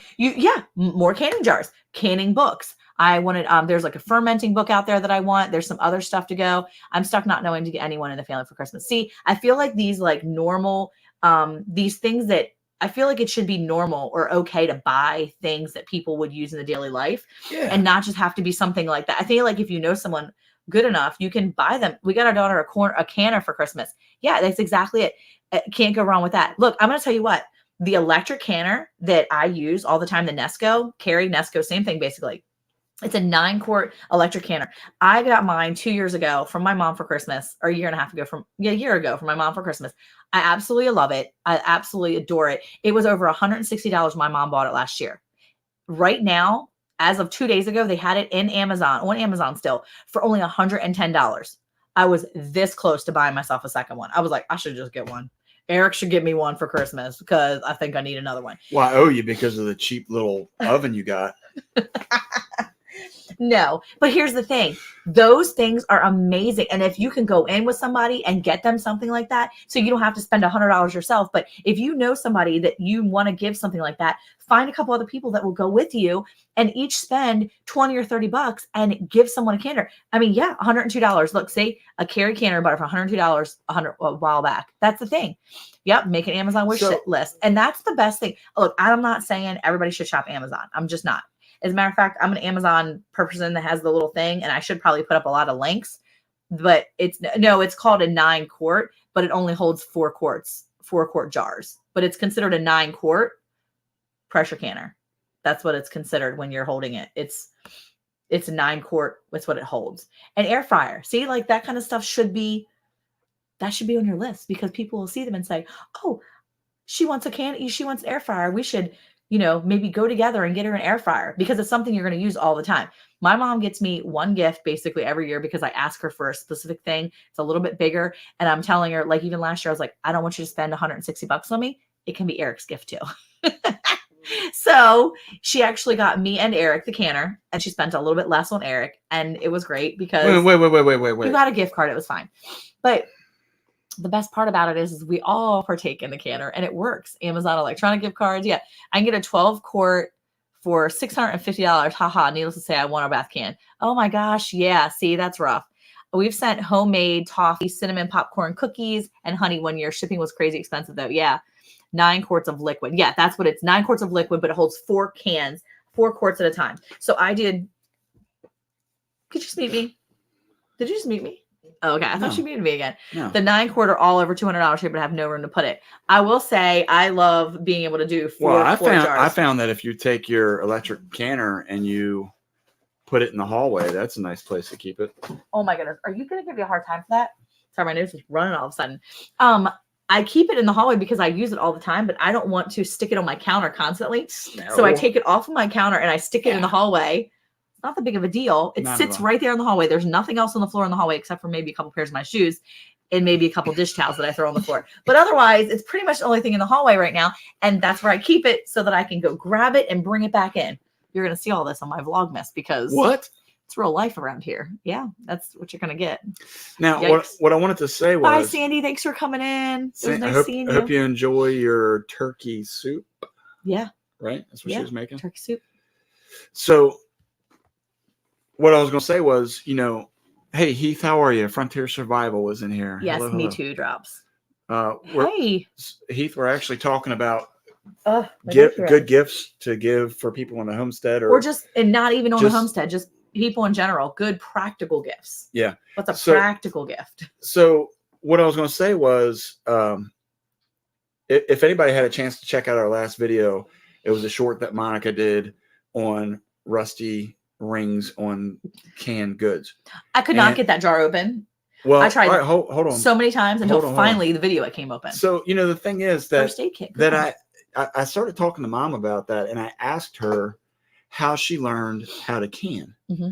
And of course, because Mom's in her 60s. Mom's 70. Or sorry, 70s. Man, it didn't sound right. Anyway, because she's in her 70s, she learned how to can from her mom. Mm-hmm. But most people our age, great idea, aren't canning. They don't know how to can. Great idea. And I think that's a great idea for people who are in the homesteading world, or even if they're not in the homesteading world, and being in a prepared mode, mm-hmm. to be able to share the knowledge of how to can with your kids. Yeah. And that's the one thing I really love about your electric canner, because the kids know how to do it. The kids do know how to do it. And because when you were, I love that, by the way. I made all the kids emergency bags. I love that. When you were making me cut up all them peppers and then put it into the jars, and then you kept screaming at me as you were yelling at the door. But anyway, mm-hmm. Just being part of that process. And I think that's the one of the best things with the kids is when they experience what we're doing firsthand. Mm-hmm. Just like we were talking earlier, this 6-year-old wanted to cut. He did. He wanted to be a big kid. When he found out that one of his older brothers was like, "No, you can't have a knife. You're too young for that." And I said, "He'll be fine as long as he's careful." And yeah, we're all together. They're sitting there together. We were there. He was safe. Yeah. We were working with hot peppers, so he has rubber gloves on. He has little cute little rubber gloves on. That were too long for his fingers, so he had to fight his noodle fingers to get out of the way for cutting. Yeah, we had 2 little boys in there with Eric, and then 1 little boy in the kitchen with me. He was putting the peppers in, grinding it up, adding it to the pot. It was really awesome. It was definitely a sweatshop. But yeah, I mean, the thing is, though, that by us having to be part of that process, I realize how important it is to can ourselves, number one. But it's not just me saying it; it's me actually going out mm-hmm. and doing it. Mm-hmm. And that's the cool part, because the kids experience that too. One of the coolest things that Monica's taught the kids, especially the 10-year-old, is how to sew. Stumpy is the cutest play child. how to sew on his own buttons. Yeah. Well, he took a sewing class in our co-op too. Okay. So that helped. And so he learned how to knit himself. He's actually working on him making a little blanket for himself, but he made himself a pillowcase from our class this year. Yes, we always had our kids helping cook when they were younger. Oh, my kids know how to cook. All my kids know how to cook for the most part. And the 6-year-old's learning. The 8-year-old today was helping me chop up the beef for our barbecue beef tonight. So yeah, they love doing that. This is only applicable to people dog with stilts. Short dogs. Yes, dog stilts. Titus needs those. She messes with Titus all the time. All my reels. Every time I post a video of Titus, she's like, "Get that dog some stilts. Get him a step stool." I don't scream. I yell sometimes, but I mainly just talk loud. Let's get the kids in here. Let's interview the kids. Okay, I scream sometimes. Okay, I scream and I yell. I can be loud. Are we putting that on the vlog? Oh yeah, you're gonna hear it on the vlog. It's gonna be amazing. I'm not watching. I like the make believe world. I teach kids how to put their own stitches. No, but what's really funny is that when the 12-year-old cut himself, he cut his knee taking out the garbage a few weeks back, and he did it on poor little Titus. The 12-year-old got himself a big injury on his knee. It was a little cut. I thought I could put it together, but there was a little flap of skin in the way, and I wasn't able to get it held together with what I had here. So I had to take him to urgent care. And this was actually on Halloween. And we go in and he has to get it stitched. And the worst part is that he had to actually get a needle to numb the area because he needed 3 stitches. Well, the kid was more upset about the needle going in to numb it than he was about the stitches. He watched all the stitches go and he was like, "That's weird. I can't even feel that, man." And the guy was like, "Nope, you sure can't." And he's pulling the stitches. And I was watching the whole time because I was like, "Oh, I could do that. I could do that."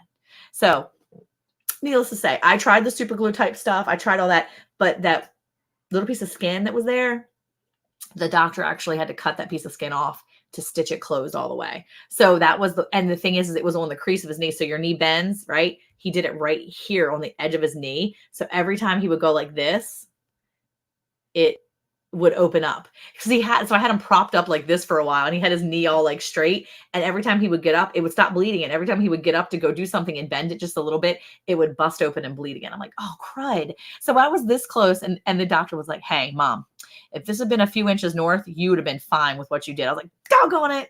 I could have kept it. I could have had it together, but nah, wasn't for me, but it was okay. Yeah. I don't like needles either, but I did buy myself, actually, after that, I got myself a suture kit to have in my first aid kit. I have bought some like lidocaine stuff and I have numbing and things like that. So I have stuff that I need if I need to do it here. And I think that we're going to actually do that this, probably this coming year. We've taken like homesteading skills on our homeschool. And I think what I'm probably going to do is have them practice with some of the needles and have a few of the bigger kids practice stitching up some of the suture blocks that I have. So I'm excited about that. Yeah, he has 3 stitches right now. Oh, that's awful. Oh, no.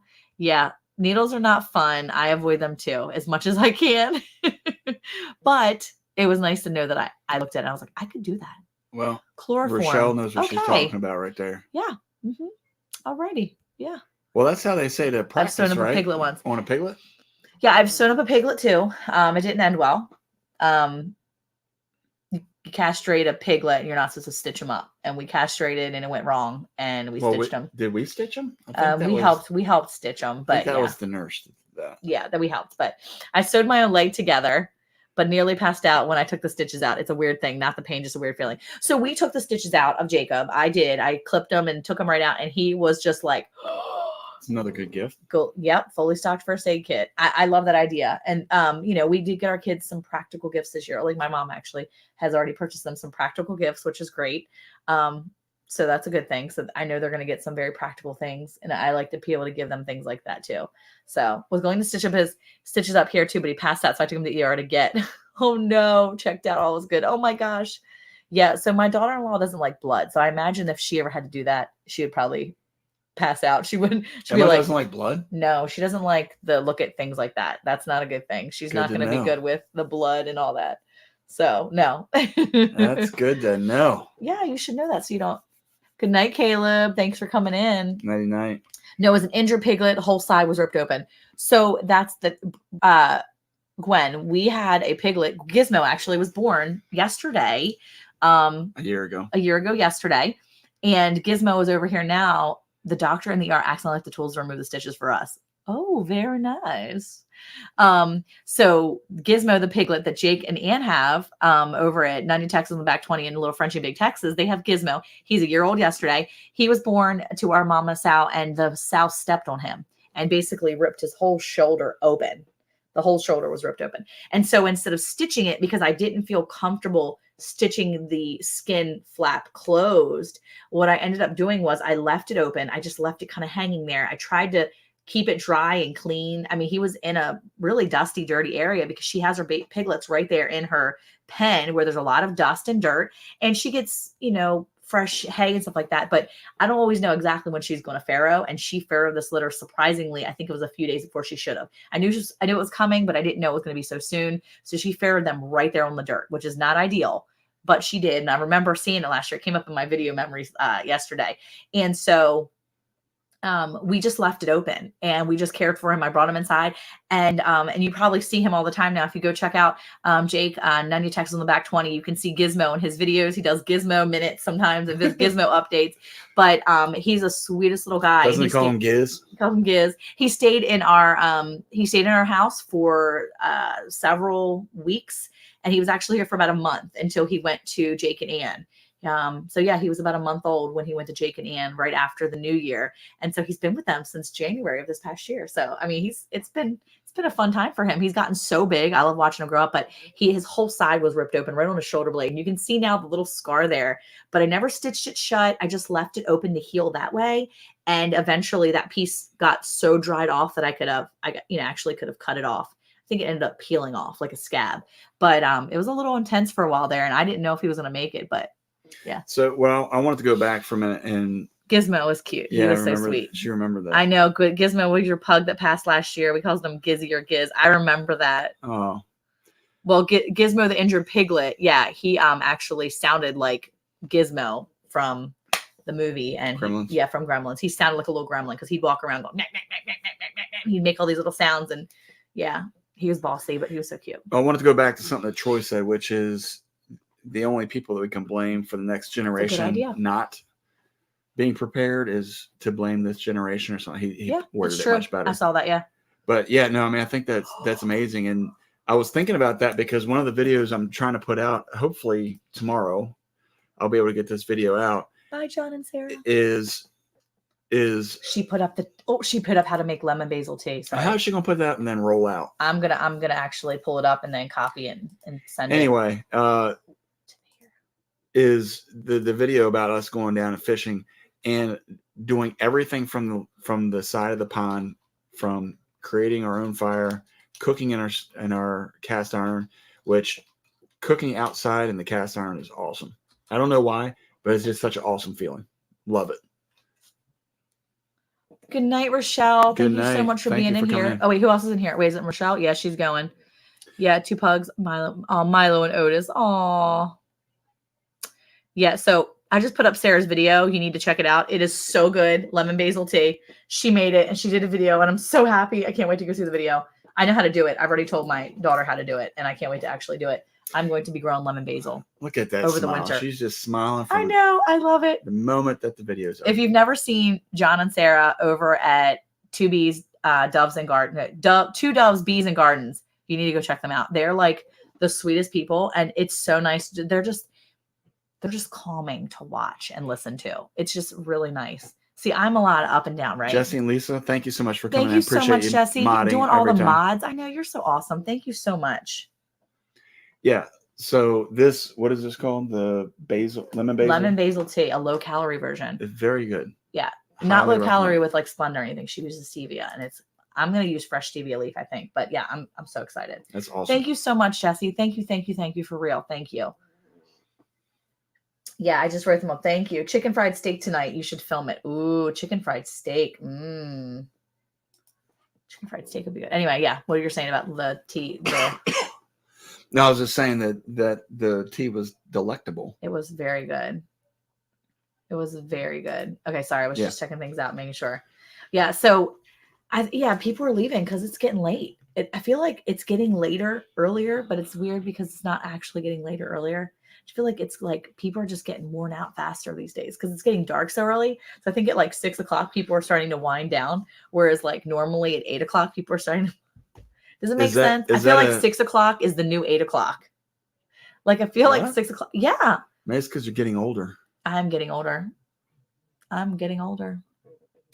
Maybe. And wiser. And I still have to do a video tonight. I still got to do. So if I keep you on long enough, will you not do the vlogging? No, I'm still going to do the vlogging. Oh my gosh. Somebody just commented that our stuff looked nasty. So. On a video. That's so funny. Haters going to hate. Oh, that's so funny. Okay. Anyway, what was I telling you? Oh, so that was one thing I wanted to point out too. We've often. Garden State Gardener just put up a video. Go ahead. I'm sorry. Well, we're singing. Seriously?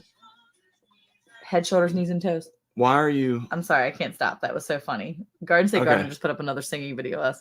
Yeah, see, it's the time change. 20 days in our. Oh, thank you so much for that, Troy. Thank you. 20 days and the days start getting longer. Okay. That makes me feel better. So, first of all, I want to say the other day I was kind of scrolling through YouTube and I found this woman that was, I think, I'm not sure exactly where she is, maybe in Greenland, Iceland, I don't know, somewhere over there. But her videos are all about her living up above the polar. What am I trying to say? Polar ice caps? I don't know. No, the Arctic Circle. There you go. She lives above the Arctic Circle, and she basically highlights what her days look like with the darkness, because they have 24-hour darkness. Yeah. Anyway, so stop whining is what I'm getting at. No, this is a real thing. See, look, I have forgotten to feed sometimes until 8 p.m. 2 nights in a row. See, that's the thing. It's the time change. It's crummy. It gets dark now here at 4:20. Yeah, I was driving home from Jonathan's work today, and it was like 5:18, and it was getting dark. And I'm like, Jonathan, you need to go do the pigs now because it's getting dark. December 21st is the shortest day of the year. Arctic Circle. There you go. Troy's got you. The days here are getting longer. 10:30 p.m. supper last night. Oh my gosh. And see, that's the thing. In the summertime, I feel like I could stay up forever because I'm just going and going. And yet now I'm like, I'm exhausted. It's like 8:30 and I'm like, is it bedtime for you guys? I'm like looking at the kids like, it's bedtime? I feel like it's bedtime. Yeah, I couldn't deal with 14-hour darkness either. Oh, there's Barry, Life Below Zero. No. Was it that? No, this is YouTube. 24-hour 14. Yeah, I know. I couldn't deal with 24-hour darkness either. I can't deal with 14-hour darkness. She said it was 24-hour darkness up there. That's what she was saying. 24, not 14. Yeah, I don't think I could deal with 24 hours. It would definitely put me in a funk. I have a feeling that would be me. I would be in a funk. Well, that was what she was showing was when she took her dog out, they had to put like those blinking lights on, like your dad has. Hey, tiny farm nuggets. Yeah, tired an hour ago. And they have like 3 of the blinking lights, mm-hmm. and even with that, she had her dog on one of the leashes because mm-hmm. they have polar bears up there, so they can't just go out and not be prepared. Yeah. But she was showing like where the moon sits for pretty much the 24 hours is like right above the horizon line or whatever. Or whatever that line is on the downside. That's crazy. Is that still the horizon line? Yeah, I think it's a horizon. Huh. I think where you're. See, I've been tired since like 6:30. It got dark and I'm like, I'm shutting down. I'm tired. I'm just getting amped It would up. be depressing. See, the winter solstice is the shortest day. So we didn't, so it got cold. So on Tuesday, Abigail's birthday, it was like 82 degrees here, right? By the time we went to bed, it was in the 40s. And then we wake up yesterday morning and it's in the 40s. And so I went through the whole day yesterday and the whole house was like a chill in the house. It was real nippy through the whole house. Like it was just chilly everywhere you walk. I had socks on. I had my sweater on. I kept taking the sweater on and off because I would like go in and out of the house and it was just getting warm, but not really. It was just enough that you'd wear the sweater just long enough because it was like in the mid 60s in the house and it was getting down to like 65. And I'm like, okay, I should probably start a fire, but it was in the evening and I didn't want to start a fire at that point just to have it go out overnight. So I was like, oh, forget it. We'll start it in the morning. So this morning, Eric was like, y'all are going to be in trouble in the morning. He's like, it's going to be cold in here. And needless to say, this morning I woke up and it was like 60 degrees in here. Hey, Troy, thanks for coming in, Troy. Thank you so much. It was 73. Calm down. No, it was on Tuesday. It was 82.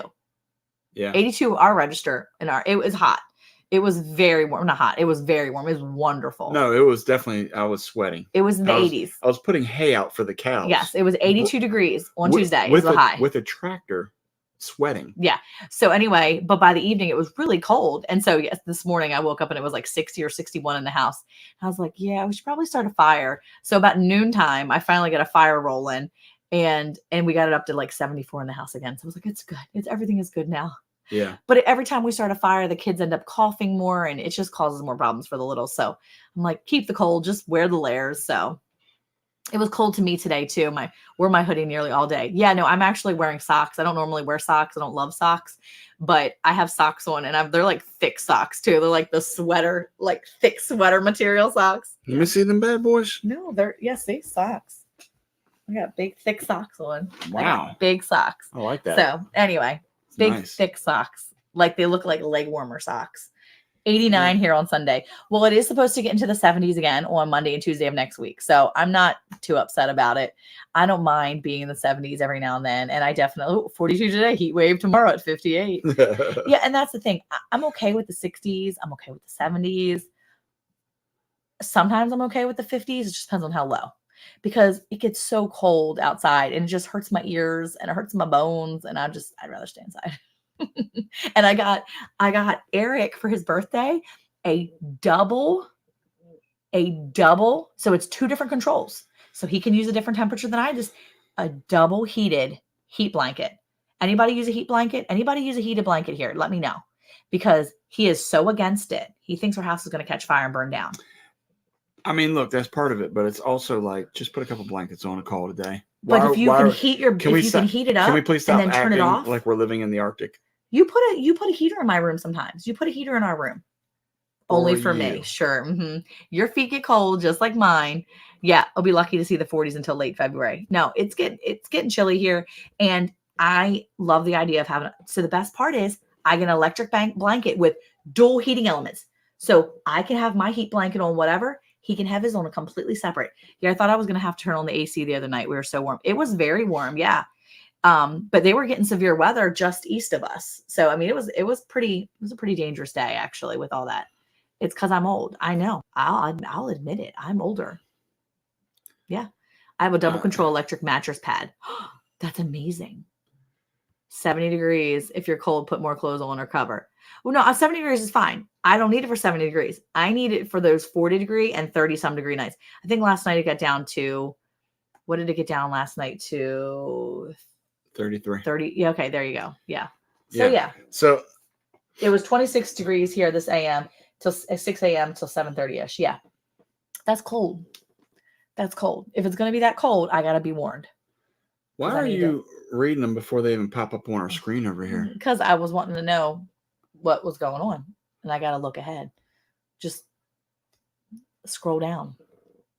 Scroll down. Scroll just down. Scroll. You can't scroll down any further. It's just running slower. Well, I can't help it. Look, you already got a message Drop from said Drop. It's 14 here right now. It's on your screen too. See, that's what I'm talking about. It's just seconds and 22 last night. Oh my word. Man, I'm gonna tell you something. Teresa. Oh. I love last night I went out to put hay out for the cows. We always end up talking about how cold it is, how I'm frozen. But when I went out to put the hay out for the cows last night, it was because of the moisture in the air, you could see your breath. Oh. It's so relaxing to see that. Yeah. Yeah. It was just me and my cows out there chilling. Did you talk about your honey? Eating. No, I didn't get there yet. Okay, talk about your honey real quick.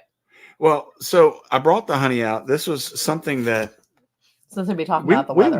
We won this, didn't we? No, I bought it. Oh, okay. So at our skill share, two doves. Bees and Gardens. Which is John and Sarah. That's the folks that just put out the lemon basil tea.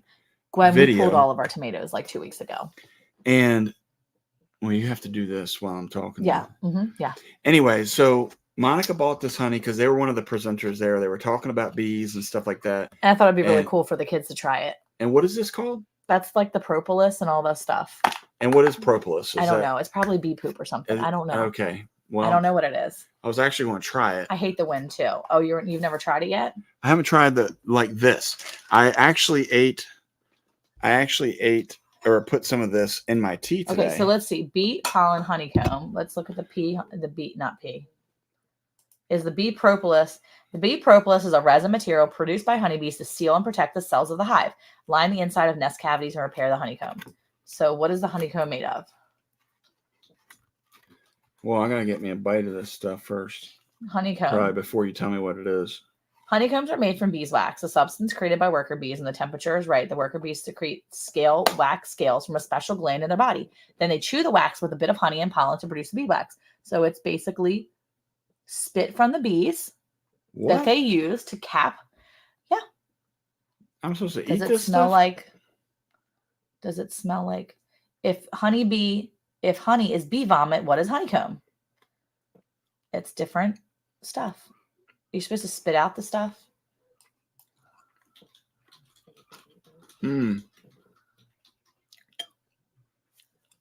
Yeah, what's that? I think you just chew it up and then you can. Also known as the black part of the brood comb, the dark honeycomb is the comb that was hosted by the brood or the bee larva. Brood cells get extra special treatment to help the bees in them develop, which contributes to the darker color. You could be eating honey bee babies. Propolis is what they glue the hive together with. It looks like you have comb honey. Royal jelly. We do have comb honey. So it's comb honey. So I think you spit that out. I don't think you need to eat that. And now you tell me? Sorry. I already swallowed it. Oh, did you?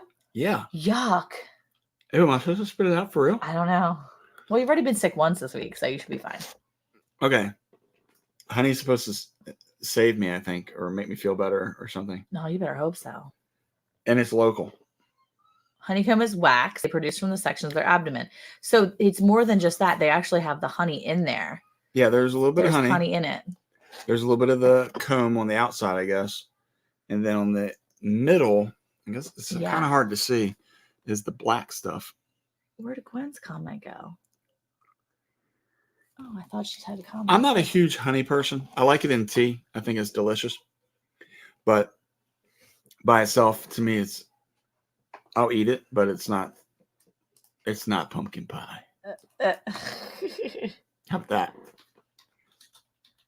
But anyway, the reason why I wanted to bring this up, I'm trying to look to see what it shows. If that's the actual honeycomb. I mean, that is a honeycomb. I asked her about it. I was like, you can just eat this? She's like, yeah, you can just eat that. Well, they're bee people, so they're going to tell you eat all of it. It could be babies in there. I don't know what the black is. Okay, can we stop saying that? The black stuff is the raw honey. But it tastes like paper too, though. Royal jelly is what's fed to the larva for the first couple of days, then fed to the larva that will become future queens for full time. They are larvae. Okay. So you're probably eating baby bees.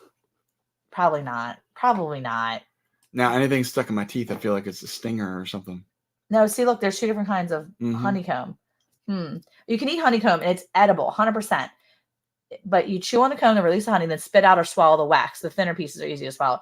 Spread honeycomb on something like hot toast to soften its wax, or crush the comb and let the honey drain through a strainer. Comb honey is the purest form of raw honey. In the natural state, you'll find honey in a beehive. Raw honey may contain pollen, propolis, royal jelly, and other material like teeny tiny bee parts that are beneficial. Bee parts. You just say bee parts. Wait, what does that mean? Like little bee parts. Okay. It just said bee parts. I'm not feeling this all of a sudden. You can eat it, including all of it. They produce beeswax naturally for brood and food storage. Wait, this what? beeswax, containing mostly fatty acids and fatty alcohols, is edible by humans. See? Look, Sarah would have never said it was edible if we didn't eat it, couldn't eat it. Or she's playing a mean joke on us. But I don't think she was. Oh my goodness. Well, it's very good for you. It's antibacterial, anti-diabetic, antioxidant, cardioprotective, wound healing, anti-inflammatory, gastroprotective, anti-cancer, what does biological that mean? activity. Antibiotic or anti-diabetic. It means you like become undiabetic if you eat it? I don't know. Huh.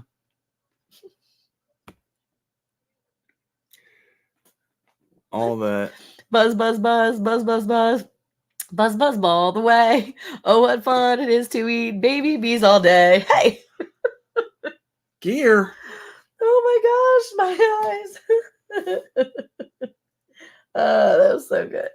If they're selling honey, they're doing it right. Well, they are selling their honey, and I bought it and it was good. I tasted it too. I ate the stuff. Well, I didn't swallow it. I spit out the black stuff. Well, shame it was on like you. In my teeth. You wasted it. You could have been anti-diabetic if you would have just. Well, it says you just have to be careful because you eat too much wax. The same thing can happen, like clogging up regular pipes. It can happen to your internal pipes. Is that what it said? Overeating honeycomb may cause stomach or intestinal blockages. So you need to be careful. Okay, I'll be sure. That's why I generally spit out the wax and use it sparingly as a spread. Just be careful. Okay. Well, the reason why I was bringing this up, so you may not be able to go to the bathroom, was because one of the things that we keep talking about, and I can't believe you took your sick face and put a fork in it that you put in your mouth. I didn't put it in here. I brought a spoon. Fresh spoon? Of course. What do you think? I got out of the dirty dishes? No, fresh spoon meaning you didn't put your mouth on it? After I ate the honey, yes. Oh, there's definitely bee parts in this. Seriously? I'm going to pick out a baby for you. Okay, you're sick, woman. You're sick. Yes, the sugars.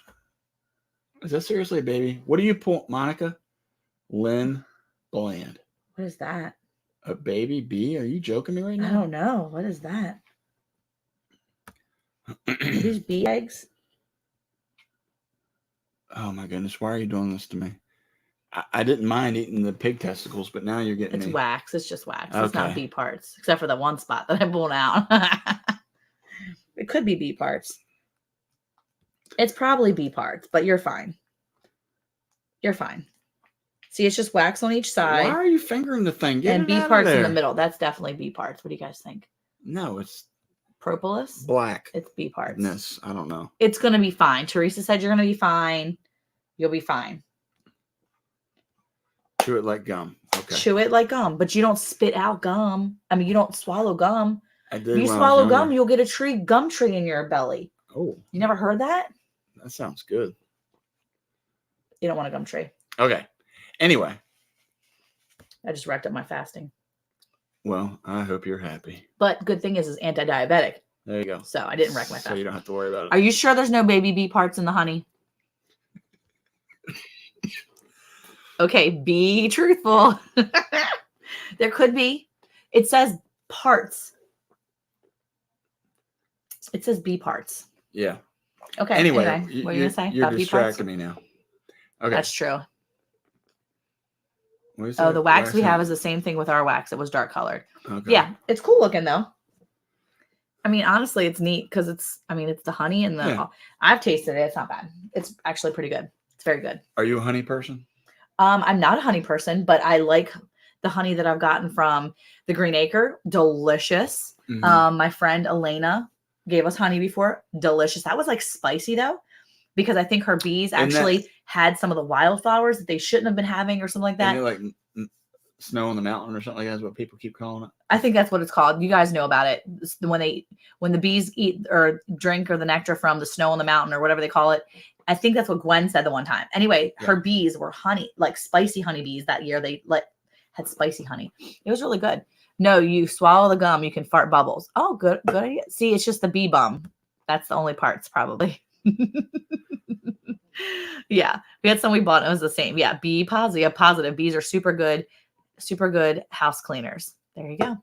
But yeah, I think that I like honey that way. I'm not a normal honey person, but I like it more and more that I've tried it. And now that I actually have real honey, raw honey, local honey, I like that honey.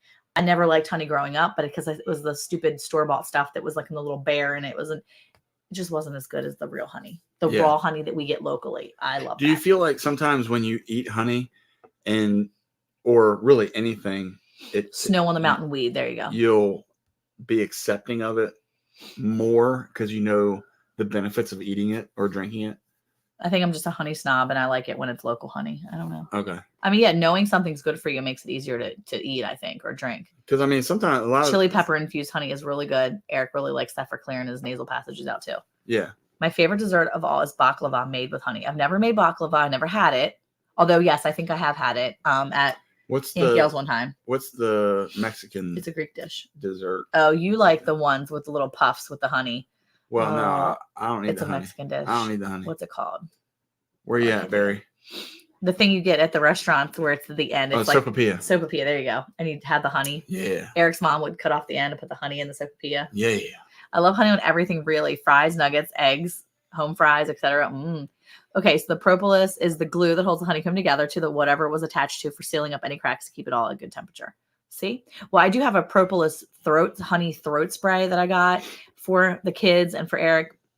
And that was really helpful. And I feel like it's been really helpful for the kids to have and for him to use when it comes for throat health, because I'm a big advocate for keeping your throat and your mouth healthy that way, because I used to get a lot of sore throats as a kid. I used to get a lot of strep throat and things like that. So I know it's hard when your throat is in pain, and I tend to start losing my voice this time of year. So right now my voice is good, which is great, but pretty soon I'll sound like, Yay. I've had like 3 packs of cigarettes a day. So no offense to anybody that smokes cigarettes and is chain smoker. More importantly, 3 packs a day. But if you have 3 packs a day and your voice is completely not scratchy, super awesome. But unfortunately, I will sound like my voice has been destroyed by lots of just wear and tear. So that'll be me soon enough. So the little bear honey was the little bear's waist, I think. I think so. Everything bee is awesome. Yeah. I mean, honey is so good for you. Flan is not my favorite. I don't like flan. It's more like a weird jello-y substance. But I just went to a Mexican restaurant last week with some Mexican folks, and they don't like flan either. They explained to me what it was, and I feel like it's eggs. It just I feel like you make it with eggs. It was just the menthol's destroyed my voice. And see, that's the thing. Consistency is what they didn't like about it.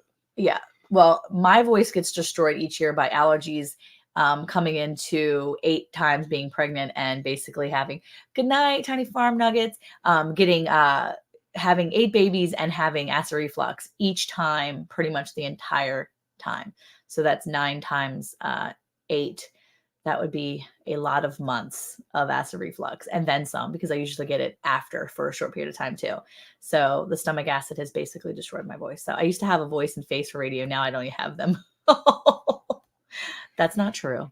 For stomach aches and sore throats, 2 cups of water, 2 slices of ginger, 1 tablespoon apple vinegar, add raw honey and brew it like a tea and drink it. Great for all. Oh, that's a good idea. My mom used to tell me this gargle with salt water. And thank you. Good night. I hated saltwater gargles. I absolutely hated it. But yeah, see, and I used to try to do the apple cider and for acid reflux. And I'm gonna tell you what, it made me it made me have more reflux. It felt worse. I just couldn't do it. Stomach is ginger or peppermint. Yeah. And so I use peppermint oil. We use a digestive Wait, blend I thought oil. they were going to get in the shower. They came back to say that. They 8 babies. yeah. Well, I barely survived became 1. That is amazing. Yes. Well, 8 babies is what I've got. So they're not babies anymore. They're all growing up now. So good night. But yeah, having acid reflux the entire time almost was pretty rough. I mean, like literally I would find out I was pregnant at, between 4 and 6 weeks. I think 7 weeks was the latest I found out I was pregnant ever. And it was like the reflux had already kicked in. I knew it each time. Let's see if we can get tiny farm nuggets to stay for the last 10 minutes. Yeah. See. Let's talk about bees. Let's talk about anything else. Let's see. I wonder what the wax is good for. She already said. I stack a lot of essential oils too. Anytime I run out of another oil, I grab it. I'm also one of those people that I can't do apple cider vinegar at all raw either. I can't. Now I can put it in things, but I'm not big on raw apple cider vinegar unless it's on French fries back in Maryland. And that's when I can do it. But otherwise I don't. But no, I stock a lot of essential oils too. As a matter of fact, there's a special couple blends that I typically give out because I have some people that I know that have anxiety and things like that. And I'm a huge pusher of essential oils when it comes to helping with anxiety or digestive issues or whatever it is. I'm always, yeah. Did they have a lot of hair when they were born? Yes, pretty much every one of them had a lot of hair. No, except they for did not. Caleb. Caleb was the only one without a lot of hair. Elijah looked like a bald man. Yeah, that's true. Elijah did. But I had heartburn with every single one of them, whether they had hair or not. Now, my daughter came out. She looked like an ape. She had hair like just from her her eyebrows all the way back. No, I'm just joking. It wasn't that bad. But poor girl. Gear said essential oil. That's Crisco and bacon, right? Right on. Yes. But no, most of my kids had a lot of hair. But no, I found very quickly that doesn't necessarily mean anything with the whole heartburn thing. I think that was more of a wives' tale than anything else. Yeah. Not Crisco, real lard. There you go. That was the thing that, we could always. Okay, let me get back to that real quick. What, because, propolis? Well, no, about the honey. And the reason why I was bringing up the honey. Yeah, you only got 9 minutes. Leanne's going to pop in here in a minute and be like, 5 minutes, guys. She's literally going to drop what she's doing to come in here and tell you about 5 minutes. But you're chewing into my time. Sorry, go ahead. Go ahead. Thank you. Hey, Abigail out there raging because we just told everybody she was hairy. Anyway, so no, I was bringing up the honey thing because, I stumbled across this video. I sent it to Monica. I don't know if you have still had a chance to watch it. It was a short video. Which video? It was the one about supporting local businesses. Oh, no, I haven't seen it. Okay. Thank you for taking time to look at the videos I sent you. It's very kind of you. Sorry. Anyway, the reason why I bring it up is because this young man in the video had made a very good point about supporting local. And I know that and small businesses. And I know that we talk about that a lot. We try to bring on small businesses periodically to sell their products or things like that. But I wanted to say that, these, as we talked about earlier, a lot of the stuff that we purchase can be made. And as a homesteader, you want to make as much as you can, but you can't make everything that you want. Mm-hmm. Boy, that was deep. Write that down. No, I'm writing down the drops stuff. Oh, okay, great. Thanks. Lemon juice. Okay. Anyway, but because you can't make everything that you want, that's where you need to be able to support the other small farmers, business people, whatever it may be, that do have the time to make what we're looking for. And I would say that sometimes it may not be as inexpensive as a Walmart or something like that, or can't get it as quick as beef, Amazon stuff. Mm-hmm. But I think that it's important that, as it was pointed out in the video, that people who truly support small business will take the time to purchase. And that's how you really support them. It's not just a matter of patting on the back and saying, hey, you're doing a great job. Sometimes it's us putting finances in their pockets. It's us supporting them through purchasing. Mm-hmm. And it may not be the best deal out there, but if we're supporting small businesses, we got to be willing to do that. So that was my little spiel. It only took 2 minutes. How about that? That's fantastic. Wait, where's your cheesy grits? I didn't see it. When did you put it up? Cheesy grits? Hold on, I'm looking back. Oh, I thought she was talking about, what's his name? The cheesy grits. I didn't see the cheesy grits video. Phoebe makes homemade soap and it's great stuff. Etsy. Phoebe's fine. Oh, hold on, write it down.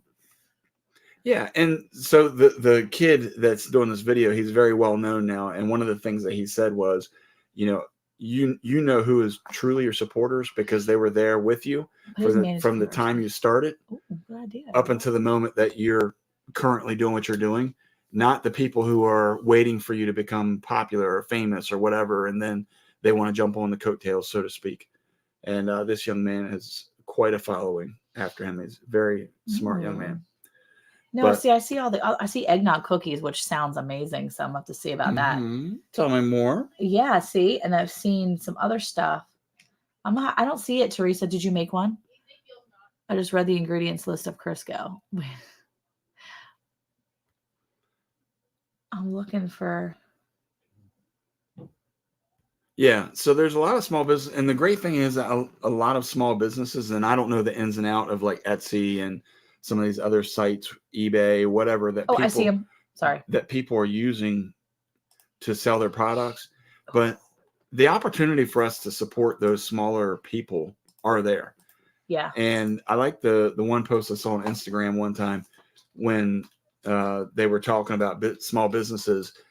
The money that goes into their pockets is what's paying their house bill or their, I'm not saying go buy it. If it's garbage stuff, don't buy it. I'm not saying that. But if they have good products, go buy it. See, that's a great idea. I make homemade goat's milk soap, then make laundry soap with it, salves and lotions. I make as much homemade stuff as possible. I agree. But like you said, too, you can only make so many things. So my friend Jocelyn over Hobbs Dirt Ranch on tomorrow night, actually, she'll be over at a local, and there's Teresa's cheesy bacon grits recipe. I can't wait to watch it. It's up on my screen over here, so I'm going to watch it later. But one of the things, so Jocelyn makes like tallow. She makes like a body butter with the tallow, and she is selling that locally here at the T3 Chiropractic in Rockwall tomorrow. So she's going to be local with a local small business thing, and I'm super excited that she's going to be able to sell her stuff that way too. Hey, Rich, how are you? That's okay. You're here, and at least you're here for a few minutes. That's awesome. Been so busy with a couple things on the farm. We get it. Trust me, we get it. It has been a little bit busy here. You missed me talking about Eric having a moment, being a whiny baby on Monday when he was about dead from a sickness. Again, I was literally on my deathbed. He was on his deathbed, but he was walking around talking. So I've never seen a lot of people on their deathbed walking around and talking. Maybe that's before you pass over to the other side. So you just haven't met the right people. We're debt free and don't own everything. We don't need the money. Phoebe uses all natural ingredients, the highest quality stuff. The honey costs $25 a pound. I would love to know more people that make things. I have my handmade items whenever possible. Hard to find them for men, though. It is sometimes hard to find things for men. I will tell you that Casey over at Ormsby Farms has some great soaps that he makes that are like men scents too. Drops, does Phoebe make like a more of a man scent soaps? Does she do any kind of beard things or lotions or anything like that? Men can get a small illness and be on their deathbeds. We're not as strong as you ladies. Rich, come on, man. Come on. Thank you, Rich. Get that off. Thank you. Screen. You put that up on the screen, by the way. You did that. I did not do that. See, wasn't me. So yeah, we were talking about that, and I said for the one time, Eric doesn't usually do that. Stay focused on the small business. It was the one time that he actually like showed out and was like, "I'm a man. I'm gonna be on my deathbed." He even just said it. He was on his deathbed. And it was and nobody rough. Came to visit. That's not true. I had flowers on my chest. That's not true. I had quarters on my eyelids. Okay, see, there you go. Phoebe's Finds on Etsy. She makes soap for men too. That's awesome. See, there you go. Janice, you can buy some stuff for Billy from Where to Begin Homestead. You can find some stuff there too. And you're right. It is hard to find stuff for men or young men, boys, teens. It is hard to find some of the natural products sometimes for guys. I will say that having a whole house full of boys, it's been harder for me not to find girly scents. Yeah. Because I bought lotions last year and that was harder too. Well, shifting gears, Ryan with over in West Virginia. Mm-hmm. What's it? I can't think of his name now. Heavenly Hills Homestead. Heavenly Hills Homestead. Mm-hmm. He just posted something the other day with what is it called? Fish emulsion oil or whatever it is, where if you use Ryan Giants or something like that as the phrase, you get like a 25 or 15% discount. It was a pretty good amount. But that's my point is, this is supporting smaller local people maybe not local to us because they're in a different state, but local meaning they're just smaller businesses. And I think that's our opportunity to do that. Nice. And what a great way to do that right here around the Christmas holidays where everybody's buying things for people. Yep. You know, to be able to support those smaller businesses is important. Well, I think it's one of the things too. I was watching a reel the other day, and they were saying that one of the things that's really helpful is that if you have young people that are getting married, newly married couples, or family out of state, or whatever it is, if people come to visit you, or you know younger people or people that may need help, buying them, instead of buying them physical gifts, buy them meat. Buy them a grocery, a bunch of groceries, buy them someplace that they can buy their food or help them fill their pantry up. Just going to someone's house and taking a trip over there and filling their pantry for them is the biggest blessing you could ever do. And that's a wonderful gift because that's something that is going to give back to them in a big way. So I will say, I wanted to tell you guys tonight because, excuse me. See, because it's 9:59. Okay, it's 10 o'clock, but I had to tell you, Ryan from Heavenly Hills Homestead texted me today. And he sent me a picture of this. This is, which by the way, he was on Epic Gardening. I don't know if you guys know Epic Gardening. They're huge, phenomenal podcast and YouTube channel. But Epic Gardening, he was on that podcast for a week. It's still a whole series of growing giants. And it was really cool. So he was excited to share with me the podcast. But look at this. He grew a 4.9 pound. Oh, can you see it? Wait, where'd it go? 4.9 pound carrot. Look at that. What? It is massive. It looks like some kind of alien, right? Anyway, he grew a carrot, 4.9 pounds. He was so proud of it. He did tell me it was his 10th state record. 4.9 pounds, a carrot. I'm like, what in the world? That's amazing. You could make like eight, you could cook like Gwen and make like 8 carrot cakes with that. And here's the thing, ready? It's huge. This is a guy that I just told you about he grows giant everything. He recommends this fish emulsion thing or whatever. And I bet you he love Calzyme. That's right there. How you can support somebody. So yeah. So anyway, good job, Ryan. 4-pound carrot. Yeah, good job, Ryan. And if you haven't checked out Heavenly Hills Homestead, go check them out. He's not on here tonight, but he's amazing to watch. And he talks about all his giants and stuff like that. And he is just so sweet. He's literally like 50 subscribers away.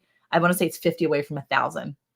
And he was on our Thursday night live here months and months ago. And I was excited. I'm so excited for him because he just shares with us all the things that are happening in his life. And I'm excited for him. He's got sponsors. He's got people encouraging him to continue to push on. And he's a vet and we support our vets. And it was pretty cool. Yeah, you could carve that like a pumpkin. That would be so cool. He should have pulled it like weeks ago. He said he was waiting and it got cold enough. He knew it was dormant. He knew it was going to be done growing. So he brought it inside. And so anyway, I was really excited for him. So you have to go check out Heavenly Hills Homestead if you haven't already. We've had him on here before and we've talked about him before, but he's a pretty cool guy and it's really fun to support your friends. So if you're not friends with anybody else in the chat, if you're not friends with some of these wonderful people you see, make sure you go check out their channels because you might see something you like or something you absolutely love. And then you can make some new friends because this is a great place to do that. So anyway, I think we're about done. And I think that pretty soon we're going to start having some people coming back up on our shows. So stay tuned because I think we're going to have some guests up here soon. There you go. We'll get back to our old ways. Get back to having some guests on here. So anyway, thank you guys for coming in. We really appreciate you. Anyway, so. Hey, who loves Thursday night lives, hanging out in the chats, being able to laugh, carry on, and make up stories about how I was a baby when I was sick? Farmers' wives do. That's right. She just admitted she made it up. I do. And farmers do too. Until next time, hit that subscription button, ring the bell, do all that stuff, blah, blah, blah. You know the routine. Heavenly Hills Homestead drops. Heavenly Hills Homestead. All right. See you guys later. Peace. Bye. Hey, check out our Vlogmas. It's coming out. Really? Yeah. I'm doing Vlogmas. I am doing it.